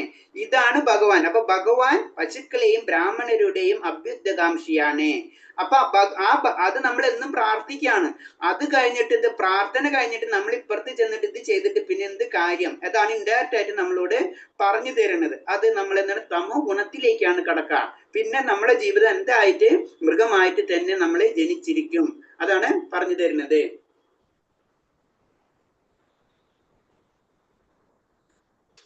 17ാമത്തെ ശ്ലോകം. സത്തോ സംജയതേ ജ്ഞാനം രജസേ ലോഭ ഏവ ച പ്രമാദമോഹോ തമസോ ഭവതോ അജ്ഞാനമേവ ച. സത്വഗുണത്തിൽ നിന്ന് യഥാർത്ഥ ജ്ഞാനവും രജസിൽ നിന്ന് ലോഭവും തമസിൽ നിന്ന് പ്രമാദം മോഹം മൗഢ്യം എന്നിവയും ഉണ്ടാകുന്നു. ഹരേ കൃഷ്ണ. വായിച്ചോളൂ. സത്വ സഞ്ജായതേ ജ്ഞാനം രജസോ ലോഭ ഏവ ച പ്രമാദമോഹോ തമസോ ഭവതോ അജ്ഞാനമേവ ച. വിവർത്തനം by Sheela AC. Bhaktivedanta Swami Prabhat കി ജയ്. സത്വഗുണത്തിൽ നിന്ന് യഥാർത്ഥമായ ജ്ഞാനവും രജസിൽ നിന്ന് ലോഭവും തമസിൽ നിന്ന് പ്രമാദവും മോഹം മൗഢ്യം എന്നിവയും ഉണ്ടാകുന്നു. ഹരേ കൃഷ്ണ പ്രഭു. ഹരേ കൃഷ്ണ. അപ്പൊ ഇതില് പറയുന്നത് നമ്മൾ എന്ത് ഗുണമാണ് വളർത്തിയെടുക്കേണ്ടതെന്ന് പറയുന്നതാണ്. അതായത് സത്വഗുണത്തിൽ നിന്ന് സത്വഗുണം എന്ന് പറയുമ്പോഴാണ് യഥാർത്ഥ ജ്ഞാനം എന്ന് പറയുന്നത് അല്ലെ? അതെങ്ങനെ വളർത്തും? കൃഷ്ണബോധത്തിലൂടെ സമൂഹത്തിൽ സത്വഗുണം പുഷ്ടപ്പെടും. നമ്മൾ കൃഷ്ണബോധം ചെയ്യുന്നതിലൂടെ അറിയാതെ തന്നെ സമൂഹത്തിൽ സത്വഗുണം പുഷ്ടിപ്പെടും എന്നാ പറയുന്നത്. അപ്പൊ നമ്മളെപ്പോഴും പറയല്ലേ, നമ്മൾ ഭഗവാന്റെ കാര്യങ്ങൾ ചെയ്യുക, ആ ബാക്കിയല്ലാതെ ഓട്ടോമാറ്റിക് ആയിട്ട് വരും പറയാറുണ്ട്. ഇതിന്റെ കാരണം ഇതാണ്. കൃഷ്ണബോധത്തിലൂടെ സാത്വഗുണം ഓട്ടോമാറ്റിക്കായിട്ട് പുഷ്ടിപ്പെടും. സത്വഗുണം പുഷ്ടിപ്പെടുമ്പോൾ ജനങ്ങൾ കാര്യങ്ങളുടെ യഥാർത്ഥ സ്ഥിതി മനസ്സിലാക്കുക. അപ്പൊ എന്താണ് ശരി, എന്താണ് തെറ്റി എന്നടക്കം അവർക്ക് മനസ്സിലാക്കാൻ കഴിയും. അപ്പൊ അതിനനുസരിച്ച് അവർ ചെയ്യും. പക്ഷെ തമോ ഗുണത്തിലുള്ളവരോ അവർക്ക് കാര്യങ്ങൾ സ്പഷ്ടമായിട്ട് കാണാൻ കഴിയില്ല. അവരൊരിക്കലും മനസ്സിലാക്കുന്നില്ല. ജന്തുഹിംസ ചെയ്ത തങ്ങൾ അടുത്ത ജന്മത്തിൽ അതേ ജീവികളാൽ കൊല്ലപ്പെടും എന്ന സത്യം തമോ ഗുണർക്ക് മനസ്സിലാവില്ല എന്ന് പറയുന്നത്. അവര് ഇത് തന്നെ ഇങ്ങനെ ചെയ്തുകൊണ്ട് അവർ വീണ്ടും വീണ്ടും താഴ്ന്ന ജന്മങ്ങളിലേക്ക് അവർ പോകും എന്നാണ് പറയുന്നത്. കാരണം പിന്നെ രജോസ്തമ ഗുണങ്ങളാണ് ജനങ്ങൾ മുഴുകുന്നതെങ്കിൽ ഇവിടെ ഐശ്വര്യമോ സമാധാനമോ ഉണ്ടാകാൻ സാധ്യതയില്ല.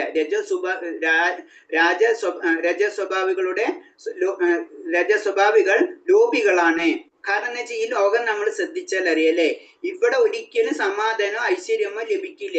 കാരണം എന്താണ്? അവർ ലോഭികളാണ്. ഒന്ന് കിട്ടിയാലും പോരാണ്ട് വരും. പിന്നെ അതിനുള്ള മത്സരമാണ് അങ്ങോട്ടും ഇങ്ങോട്ടും നടന്നുകൊണ്ടിരിക്കുന്നത്. അതാണ് പറഞ്ഞത്, ഇവിടെ ഒരിക്കലും സമാധാനം ലഭിക്കില്ല. നമ്മൾ വിചാരിക്കും കുറെ കിട്ടിക്കഴിഞ്ഞാൽ സമാധാനം ഉണ്ടാവുന്നു. ഇപ്പൊ നമുക്കറിയാം, ലോകങ്ങൾ തമ്മിലും അല്ലെങ്കിൽ കുടുംബങ്ങൾ തമ്മിൽ അല്ലെങ്കിൽ രാഷ്ട്രങ്ങൾ തമ്മിൽ അല്ലെങ്കിൽ രാജ്യങ്ങൾ സംസ്ഥാനം എവിടെ നോക്കിക്കഴിഞ്ഞാൽ ഈ മത്സരമാണ്. അത് കാരണം കൊണ്ട് സമാധാനം എന്നുള്ള കാര്യം നമുക്ക് ഒരിക്കലും ലഭിക്കില്ല.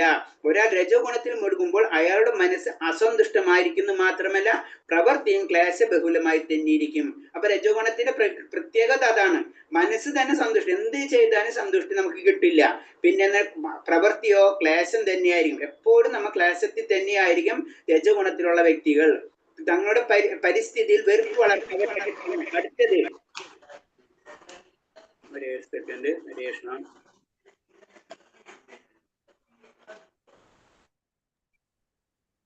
അടുത്തത് അതേപോലെ തന്നെ തമോ ഗുണത്തിലുള്ള വ്യക്തികളുടെ പ്രത്യേകത എന്ന് പറഞ്ഞത് എന്താണ്? അവരെന്താണ്, അവരെ പരിസ്ഥിതിയിൽ വെറുപ്പ് വളർന്ന അവരുടെ പരിസ്ഥിതിയിൽ അവർക്ക് തന്നെ വെറുപ്പ് വരും. അങ്ങനെ വളർന്നു പറഞ്ഞ അവരെന്താണ്, ലഹരി പദാർത്ഥങ്ങൾ അഭയം പ്രാപിക്കുന്നു പറയുന്നത്. അവർ അഭയം പ്രാപിക്കും. അങ്ങനെ കൂടുതൽ അജ്ഞതയിലേക്ക് ആണ്ടുപോകും. ഇവരുടെ ഏറ്റവും ഇരുളടഞ്ഞ എന്താണ് ഇവരുടെ ഭാവി. അപ്പൊ അതിന് അവർക്ക് ലാസ്റ്റ് തമോ ഗുണത്തിലേക്ക് പോകും തോറും ലാസ്റ്റ് എന്താണ്, അവരിൽ തന്നെ വെറുപ്പ് വളരും. അത് പറയുമ്പോഴാണ് നമുക്ക് വളരെ സിമ്പിൾ ആയിട്ട് ശ്രദ്ധിച്ചാൽ അറിയാം. നമ്മൾ ജനറൽ ആയിട്ട് ഒരു കാര്യം പറയുകയാണ്, നമുക്കറിയാം ഏറ്റവും താഴ്ന്ന ചേരി പ്രദേശങ്ങൾ അങ്ങനത്തെ ഉള്ള അവിടെ അല്ലെങ്കിൽ ഏറ്റവും അൺഡെവലപ്ഡ് ആണെന്ന് നമുക്ക് പറയാം. നമ്മൾ സാധാരണ രീതിയിൽ പറയുമ്പോൾ അതിന്റെ വേറെ ലെവലിൽ നമ്മൾ ചിന്തിക്കേണ്ട, ജനറൽ ആയിട്ട് പറയുന്നതാണ്. അവിടെ ഏറ്റവും കൂടുതൽ ക്രിമിനൽ സംഘം അവിടെ ആയിരിക്കും അല്ലെ. എല്ലാവരും അങ്ങോട്ടും ഇങ്ങോട്ടും പറ്റിക്കുന്നവരായിരിക്കും. എന്നിട്ട് അതുകൊണ്ട് അവർക്ക് അത് കിട്ടിയിട്ട് അവർക്ക് വല്ല കാര്യമുണ്ടോ? അതുമില്ല. അതാണ് രജോ ഗുണത്തിൽ അവര് ഏറ്റവും കൂടാതെ ലഹരി പദാർത്ഥങ്ങൾ അഭയം പ്രാപിക്കും. അങ്ങനെ വീണ്ടും വീണ്ടും ഇരുളടഞ്ഞ ഇതാണ് ഇവരുടെ ഭാവി എന്ന് പറയുന്നത്. അതാണ് തമോ ഗുണ പ്രത്യേകത എന്ന് പറയുന്നത്. അടുത്ത ശ്ലോകം.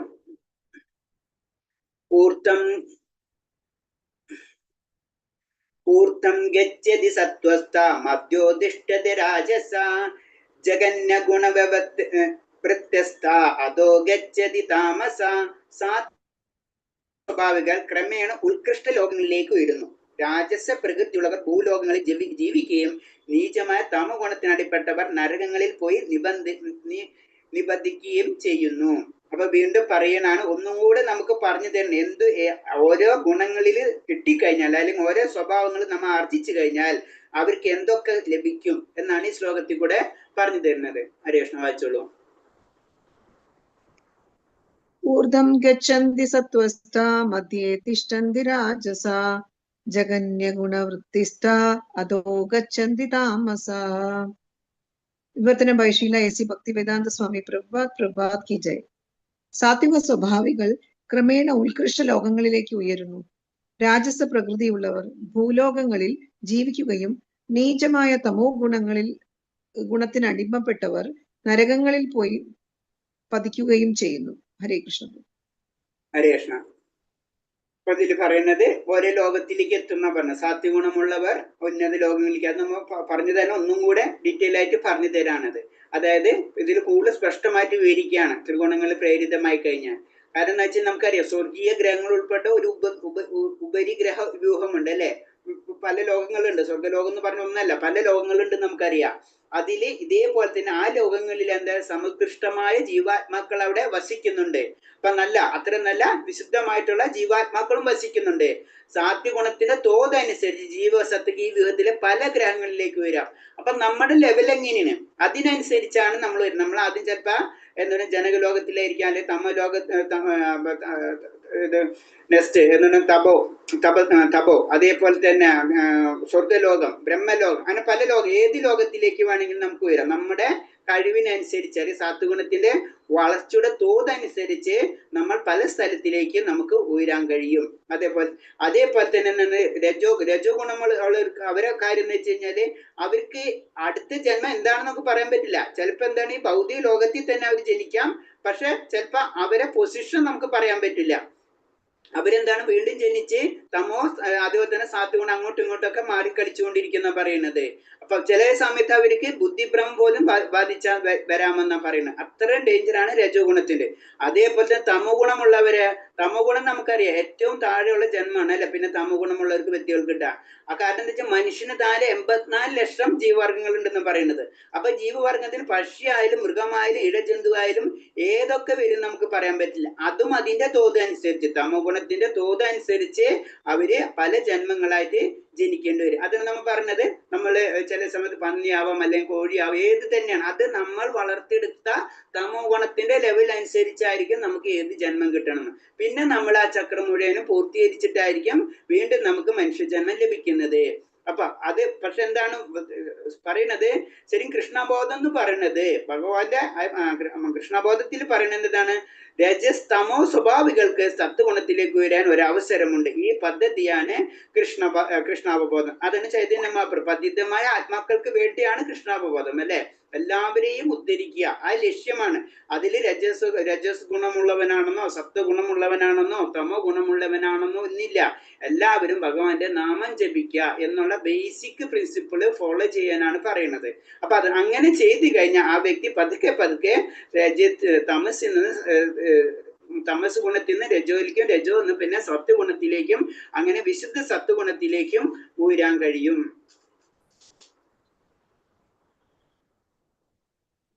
അടുത്തത് ജ്ഞാനം ഗുണേപി കർത്താരം യഥാ ദൃഷ്ടാനുപശ്യതി ഗുണഭ്യശ്ച പരം വേദി മദ്ഭാവം സോതി ഗച്ഛതി. യാതൊരു കർമ്മത്തിനും പ്രകൃതിയുടെ ത്രിഗുണങ്ങളല്ലാതെ വേറെ കർത്താവില്ലെന്ന് ശരിയായി മനസ്സിലാക്കിയും ഗുണാതീതനായ ഭഗവാനെ അറിയുകയും ചെയ്തവൻ എന്റെ ആധ്യാത്മിക പ്രകൃതിയെ പ്രാപിക്കുന്നു. ഹരേഷ്ണ വായിച്ചോളൂ.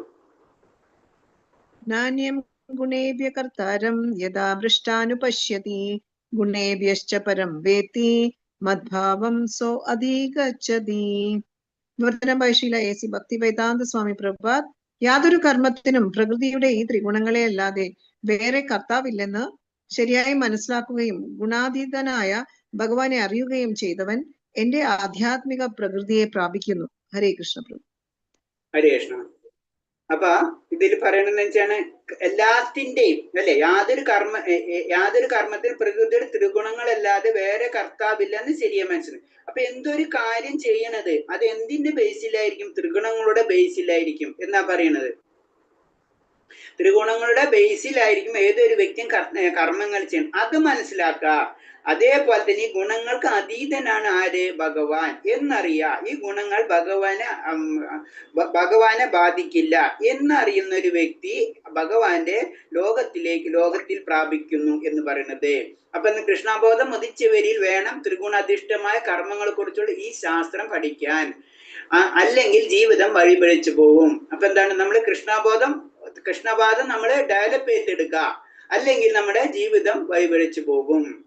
വ്യത്യസ്തങ്ങളായി പ്രവർത്തനങ്ങളുടെ കർത്താവ് വാസ്തവത്തിൽ ജീവസത്തയല്ല, ഒരു പ്രത്യേക ശരീരത്തിൽ കുടികൊള്ളുന്നാൽ പ്രകൃതിയുടെ പ്രത്യഗുണത്തിന് വഴങ്ങി അങ്ങനെ പ്രവർത്തിക്കാൻ നിർബന്ധനായി ചെയ്യാണ്. അത് നമ്മൾ പറഞ്ഞത് അതാണ് അല്ലെ. ശരീരത്തിൽ ആത്മാവിന് യാതൊരു റോളില്ല. ഇതിന്റെ കാരണക്കാരൻ ആരാണ്? അത് ഈ പ്രകൃതിയാണ്. പ്രകൃതിയിൽ ആത്മാവ് പല ശരീരത്തിൽ കുടികൊള്ളുന്നുകൊണ്ട് ആ ശരീരത്തിന്റെ സ്വഭാവം അനുസരിച്ച് അത് അങ്ങനെ പ്രവർത്തിക്കാൻ നിർബന്ധിതനാവുകയാണ് ചെയ്യുന്നത്. ഇപ്പൊ നായയുടെ ശരീരത്തിലാണ് ജീവാത്മാവ് എന്ന് വെച്ച് കഴിഞ്ഞാൽ നായ എന്തിനാണ്? ആ നായയുടെ സ്വഭാവം അതേപോലെ പ്രവർത്തിക്കുമെന്ന പറയുന്നത്. ഒരു അധ്യാത്മ ഗുരുവിന്റെ സമ്പർക്കം കൊണ്ട് മാത്രമേ സത്യസ്ഥിതി അറിയാനും അങ്ങനെ പൂർണ്ണമായും കൃഷ്ണബോധത്തിൽ നിലയുറപ്പിക്കാനേ കഴിയുള്ളൂ. ഒരു ആത്മീയ ഗുരുവിന്റെ ആവശ്യം വളരെ ആവശ്യമാണ് അല്ലെ. സമ്പർക്കം നമുക്ക് വളരെ ആവശ്യമാണ്. എന്നാലേ, കാരണം ഗുരുവിന് മാത്രം ആ സത്യം അറിഞ്ഞിട്ടുള്ളൂ, വേറൊരു വ്യക്തിക്ക് സത്യം അറിയില്ല. അപ്പൊ ആ സത്യം അറിഞ്ഞ വ്യക്തിയിൽ നിന്ന് വേണം സത്യം നമ്മൾ അറിയാൻ. അങ്ങനെ പൂർണ്ണ കൃഷ്ണബോധത്തിൽ നമുക്ക് നിലയുറപ്പിക്കാനും കഴിയും.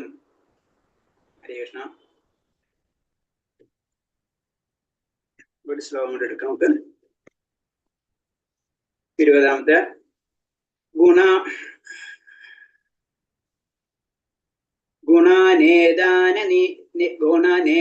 ഗുണനേദാനീത്രത്രീൻ ദേഹാസമുദ്ഭവാൻ ജന്മ മൃത്യു ജരാ ദുഃഖേ വിമുക്തോ മൃതമശ്നുതേ.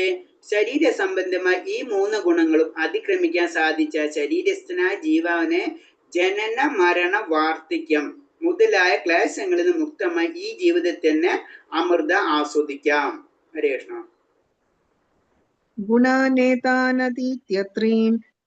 ദേഹി ദേഹസമുദ്ഭവാൻ ജന്മ മൃത്യു ജരാ ദുഃഖൈർ വിമുക്തോ അമൃതമശ്നുതേ.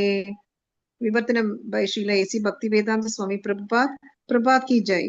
ശരീര സംബന്ധികളായ ഈ 3 ഗുണങ്ങളെയും അതിക്രമിക്കാൻ സാധിച്ചാൽ ശരീരസ്ഥനായ ജീവന് ജനനം മരണം വാർദ്ധക്യം മുതലായ ക്ലേശങ്ങളിൽ നിന്ന് മുക്തനായി ഈ ജീവിതത്തിൽ തന്നെ അമൃതം ആസ്വദിക്കാം. ഹരേ കൃഷ്ണ.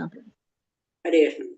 അപ്പൊ ഇതിൽ പറഞ്ഞതാണ് നമുക്ക് 3 ഗുണങ്ങൾ, ഈ 3 ഗുണങ്ങളിലും അതിക്രമിച്ചവനെ, ഏതൊക്കെയെന്ന് രക്ഷപ്പെടുന്ന ജീവന് ജനന മരണ വാർദ്ധക്യം മുതലായ ക്ലേശങ്ങളിൽ മുക്തനായി ജീവിതത്തിൽ തന്നെ അമൃത് ആസ്വദിക്കുക. അപ്പൊ ഈ ജീവിതം എന്ന് പറയുമ്പോൾ മനുഷ്യ ജീവിതം അല്ലെങ്കിൽ ഭൗതിക ജീവിതം, ഈ ശരീരത്തിൽ ഇരുന്നു കൊണ്ട് തന്നെ നമുക്ക് അമൃത് ആസ്വദിക്കാന്ന് പറഞ്ഞു. അതിന് ശരീരം വെടിയണമെന്നില്ല, അതാണ് പ്രത്യേകത. ഭൗതിക ശരീരസ്ഥനാണെങ്കിലും ആധ്യാത്മിക ജ്ഞാനം വളർത്തെടുക്കുന്നവനെ ത്രിഗുണങ്ങൾ സ്വാധീനത്തിൽ നിന്ന് മുക്തനാകാം. ഇപ്പൊ ഭൗതിക ശരീരസ്ഥനാണെങ്കിൽ, നമ്മൾ ശരീരസ്ഥനാണല്ലോ, ഭൗതിക ശരീരസ്ഥനാണ്, അതിൽ നിന്നുകൊണ്ട് ജ്ഞാനം വളർത്തിയെടുത്തു കഴിഞ്ഞാൽ ത്രിഗുണങ്ങളുടെ സ്വാധീനത്തിൽ നിന്ന് മുക്തനാകാം. ശരീരത്തിൽ ഇരുന്നു കൊണ്ട് ആധ്യാത്മിക ജീവിതത്തിൽ ആനന്ദം അയാൾക്ക് അനുഭവിക്കുകയും ചെയ്യാം. കാരണം നമ്മൾ ഈ ശരീരത്തിൽ ഇരുന്നു കൊണ്ട് ആ ആനന്ദം നമുക്ക് കിട്ടുകയും ചെയ്യും. ഈ ദേഹം ത്യജിച്ചുടനെ പരമ വ്യോമത്തിലേക്കാണല്ലോ അയാൾ പോകുന്നത്. ഈ ശരീരത്തിൽ ഇരിക്കുമ്പോൾ തന്നെ അയാൾ ആധ്യാത്മിക ആനന്ദം അനുഭവിക്കാൻ കഴിയും. അപ്പൊ ഇവിടെ നിന്ന് പോയാലും എന്താണ് ഭഗവാന്റെ ലോകം, ഇവിടെ ഇരുന്നാലും ഭഗവാന്റെ ലോകം, അതാണ് പറഞ്ഞത്. അങ്ങനെ അയാൾക്ക് ആധ്യാത്മിക ആനന്ദം അനുഭവിക്കാൻ കഴിയും. മറ്റൊരുത്തിൽ പറഞ്ഞ കൃഷ്ണബോധം പൂർവ്വം അനുഷ്ഠിക്കുന്ന ഭക്തിയുദ്ധാനം ഭൗതിക ബന്ധനങ്ങളിൽ നിന്നുള്ള മുക്തിയുടെ ലക്ഷണമാണ്. കാരണം നമ്മൾ കൃഷ്ണബോധത്തിൽ പൂർണ്ണമായി കഴിഞ്ഞാൽ നമ്മൾ ആൾറെഡി ആയിട്ട് ആ മുക്തി പദത്തിലേക്ക് നമ്മൾ എത്തി. അതേ ഒരു ലക്ഷണമായിട്ട് നമുക്ക് കണക്കാക്കാം. അപ്പൊ ത്രിഗുണങ്ങളുടെ സ്വാധീന വലയം ഭേദിച്ചു കഴിഞ്ഞാൽ മനുഷ്യൻ ഭക്തിനിഷ്ഠമായ സേവനത്തിൽ താല്പര്യനാകുന്നത്. അപ്പൊ നമ്മൾ അതിന് ആ ത്രിഗുണത്തിൽ നിന്ന്, ഭൗതിക പ്രകൃതിയുടെ 3 ഗുണങ്ങളിൽ നിന്നും നമ്മള് അത് ഭേദിച്ചു കഴിഞ്ഞാൽ പിന്നെ നമ്മളാണ് ഭക്തിനിഷ്ഠമായ സേവനത്തിൽ താല്പര്യമാകുന്നത്. അവിടെ നിന്നാണ് പഠനത്. അത് നമ്മൾ സാധാരണ ജനറൽ ആയിട്ട് പറയും, മുക്തിയിൽ നിന്നാണ് ഭക്തി സ്റ്റാർട്ട്. മുക്തി കിട്ടുമ്പോഴാണ്, അത് ഭൗതികതയിൽ, അതിൽ ത്രിഗുണയിൽ നിന്ന് മുക്തി കിട്ടുമ്പോഴാണ് നമുക്ക് ഭക്തി സ്റ്റാർട്ട് ചെയ്യുന്ന പറയുന്നത്. ഇതിൽ ജനന മരണ വാർദ്ധക്യം, അതാണ് അതിൽ 3 നിന്ന് നമുക്ക് രക്ഷ നേടാൻ കഴിയും എന്ന് പറയുന്നത്. ഹരേഷ് എന്ന് പറഞ്ഞാൽ എന്തെങ്കിലും ഡൗട്ട് ഉണ്ടെങ്കിൽ ചോദിക്കാം. ഹരേഷനോ? ഇത്തിരി ലേറ്റ് ആയിപ്പോയിട്ട് ലാപ്ടോപ്പിന് ചെറിയ പ്രോബ്ലം വന്നു, പിന്നെ മൊബൈലിന് ഇഷ്യൂ ആയി. ഹരേഷനും ശരി, എന്തെങ്കിലും സംശയം ഉണ്ടെങ്കിൽ ചോദിക്കാം. ഇനി നമുക്ക് ചൊവ്വയും ബുധയല്ലേ പറഞ്ഞിട്ടുള്ളത്? അടുത്ത ആഴ്ച അതെ പ്രഭുജി, ചൊവ്വാഴ്ച ബുധനാഴ്ച അല്ലേ? അതെ അതെ. ഓക്കെ ഒന്ന് ഓർമ്മിച്ചിരിക്കട്ടെ. അദ്ദേഹം ചിലപ്പോ നമ്മള് ഇല്ലാത്ത ക്ലാസ് സ്റ്റാർട്ട് ചെയ്യണല്ലേ, തിങ്കളും ചൊവ്വയും ബുധനും, പിന്നെ വെള്ളി ശനി അല്ലേ? 4 ദിവസമല്ലേ പ്ലാൻ? അതെ പ്രഭുജി. ഹരേഷ്ണ. അപ്പൊ വേറെ എന്തെങ്കിലും ഡൗട്ട് ഉണ്ടോ? അല്ലെങ്കിൽ നമുക്ക് നിർത്താം. ഓക്കെ, അപ്പൊ ഞാൻ അങ്ങോട്ട് ഒരു ഡൗട്ട് ചോദിക്കാം. അതായത് നമ്മള് ജനന മരണ വാർദ്ധക്യം എന്ന് പറഞ്ഞില്ലേ, മരിക്കുമ്പോ നമുക്ക് വിഷമം ഉണ്ടാവും, വാർദ്ധക്യമായിട്ടും വിഷമമുണ്ട്, ജനിക്കുമ്പോ എന്തിനാണ് നമുക്ക് വിഷമം വരുന്നത്? അടുത്ത ഹോംവർക്ക് ഹരേഷ്ണ. പ്രഭുജി ഒന്നും കൂടി ക്വസ്റ്റ്യൻ പറയാമോ? മനസ്സിലായില്ല? നമ്മള് മനസ്സിലായില്ല പ്രഭുജി. മരിക്കുമ്പോ നമുക്ക് വിഷമായിരിക്കും അല്ലെ, അല്ലെങ്കിൽ ദുഃഖങ്ങളും കാര്യങ്ങളും കൊണ്ട് നമ്മൾ മരിക്കണത് അല്ലെ. വാർദ്ധക്യം നമുക്ക് പ്രശ്നമാണ്, വാർദ്ധക്യം കൊണ്ട് നമുക്ക് പ്രശ്നങ്ങൾ ഉണ്ടാവും അല്ലെ. ജനിക്കുമ്പോൾ എന്താണ് നമുക്ക് ദുഃഖം വരുന്നത്? അത് പ്രഭുജി, ജനിക്കുമ്പോ അമ്മയുടെ ഗർഭപാത്രത്തിൽ ഇരിക്കുമ്പോ ആ കുഞ്ഞിന് ഒരുപാട് പ്രശ്നങ്ങളിലൂടെ കടന്നു പോകുന്ന നമ്മൾ ഭാഗവതത്തില് കേട്ടിട്ടുണ്ടല്ലോ. കപില മഹർഷി പറഞ്ഞു കൊടുക്കുന്നത് ദേവഹൂതി ദേവിക്ക്. ഭാഗവതത്തില് കപില മഹർഷി ദേവഹൂതി മാതാവിന് ഉപദേശം നൽകുമ്പോ പറയുന്നുണ്ട്, ഒരു ജന്മം നമ്മൾ എടുക്കുന്ന സമയത്ത് ആ കുഞ്ഞ് ഗർഭാവസ്ഥയിൽ ഇരിക്കുമ്പോ ഉള്ള അനുഭവങ്ങൾ, ഒരുപാട് ബുദ്ധിമുട്ടുകളിലൂടെ കടന്നു പോകുമ്പോ ഭഗവാനോട് പ്രാർത്ഥിക്കും, ഇനി ഈ ജന്മം പുറത്തേക്ക് വന്നു കഴിഞ്ഞാൽ ഞാൻ ഭഗവാനെ ശരണം തേടിക്കൊള്ളാം, എനിക്ക് ഇനിയൊരു ജന്മം ഉണ്ടാവാതിരിക്കണം എന്ന് പറഞ്ഞിട്ട് ആ കുഞ്ഞ് പ്രാർത്ഥിച്ചുകൊണ്ടേ ഇരിക്കുന്ന പറയുന്നത്. അവസാന ആ സമയമാകുമ്പോ കുട്ടി ഇങ്ങനെ ഇളകുന്നതൊക്കെ ആ വയറിൽ കിടന്ന് അതിന് ബുദ്ധിമുട്ടുണ്ടായിട്ടാണ് എന്നാണ് പറയുന്നത്. നമ്മൾ വിചാരിക്കും കുട്ടി കൈ ഇളക്കുന്ന കാലിളക്കുക എന്നൊക്കെയുള്ള സന്തോഷാണെന്ന് തോന്നുന്നു. ആ ബുദ്ധിമുട്ട് കൊണ്ടാണ് അങ്ങനെ ഉണ്ടാവുന്നത്. അപ്പൊ ആ കുഞ്ഞ് ഭഗവാനെ പ്രാർത്ഥിക്കുന്നുണ്ട്, അങ്ങനെ ഇനിയൊരു ജന്മം എനിക്ക് ഉണ്ടാവരുത് എന്ന് പ്രാർത്ഥിച്ചിട്ട് സത്യമൊക്കെ ചെയ്തിട്ടാണ് നമ്മൾ ജനിക്കുക. പക്ഷെ പിന്നെ നമ്മൾ ഇവിടെ ഭൂമിയിൽ വരുമ്പോ മായയില് മറിഞ്ഞിട്ട് അതൊക്കെ മറന്നുപോകും, പിന്നെ നമ്മളെ ഇതിലേക്ക് പോയി പോകും. ഹരേഷ്ണ ശരി, കാരണം അത്രയും ചെറിയൊരു ബുദ്ധിമുട്ടിട്ട് തന്നെയാണ് നമ്മള് പുറത്തേക്ക് വരുന്നത്. അതാണ് പിന്നെ അതിന്റെ കരയുന്ന ഒരു കരച്ചില് അല്ലെ. നമ്മള് ഇവിടെ വന്നു കഴിഞ്ഞാൽ ആ ശ്വാസം എടുക്കണമെങ്കിൽ എന്ത് വേണം? നമുക്ക് കരയണം അല്ലേ. അതാണ് കരഞ്ഞ്, അതാണ് അവിടെ നിന്നോട്ട് കരച്ചിൽ തുടങ്ങാം നമ്മള്. ഹരേ ശരി. അപ്പൊ താങ്ക് യു മാതാജി. ഹരേ കൃഷ്ണ. എനിക്ക് അത്ര കറക്റ്റ് ആയിട്ട് അറിയില്ല, എന്നും ഭാഗവത ക്ലാസ് ഇങ്ങനെ സ്ഥിരം കേൾക്കുന്നത് കൊണ്ട് പറഞ്ഞതാണ്. ശരി മാതാജി, നമ്മൾ അങ്ങനത്തെ കാര്യങ്ങൾ നോട്ട് ചെയ്യണം. അതിന് അങ്ങനത്തെ പോയിന്റ്സുകൾ നമ്മൾ ചോദിക്കണം. ഹരേഷ് നമ്മൾ ശ്രദ്ധിക്കൂല, ആചാരണ വാർത്തിക്കാം പല അതിന് ഭഗവത്ഗീതയിൽ നമ്മൾ ഉദ്ദേശിക്കാത്ത പല മീനിങ്ങുകളുണ്ട്. നമ്മള് വേർഡുകളിൽ നിന്നും പല വേർഡിനും പല മീനിങ്ങുകളും നമുക്ക് കിട്ടും. ഓക്കെ ഹരേഷ്ണ, വേറെ ഒന്നുമില്ല നമുക്ക് നോക്കാം. പ്രഭുജി ഹരേ കൃഷ്ണ. ഹരേഷ്ണ പ്രഭു, പിന്നെ ഈ അന്ന് പരീക്ഷ എഴുതിയപ്പോഴേ അന്ന് 11 കഴിഞ്ഞിട്ട് 15 ആയിരുന്നു. അങ്ങനെയാണ് നമ്പർ ഇട്ട് എഴുതിയിരിക്കണം, അതുകൊണ്ട് കുഴപ്പമില്ലല്ലോ. 15 നമ്പർ ആ നമ്പർ തന്നെ ഇട്ടിട്ടുണ്ട്. ആ നമ്പർ തന്നെ ഇട്ടിരിക്കണം, ആ നമ്പർ തന്നെ ഇട്ടിരിക്കണം, അതുകൊണ്ടാണ് ചോദിച്ചത്. അത് കറക്റ്റാ പ്രഭു. ഹരേഷ്ണ ഓക്കെ. വാഞ്ചകൽപരൂപേച്ച കൃപാസന്ധ്യാപേച്ച പതിനാം ഭാവനേഭ്യ വൈഷ്ണവേഭ്യ നമാനന്ദ വൈഷ്ണവ ഭക്തകൃതി ഭുവാദികൃതി ഹരേഷ്ണ പ്രണാമം.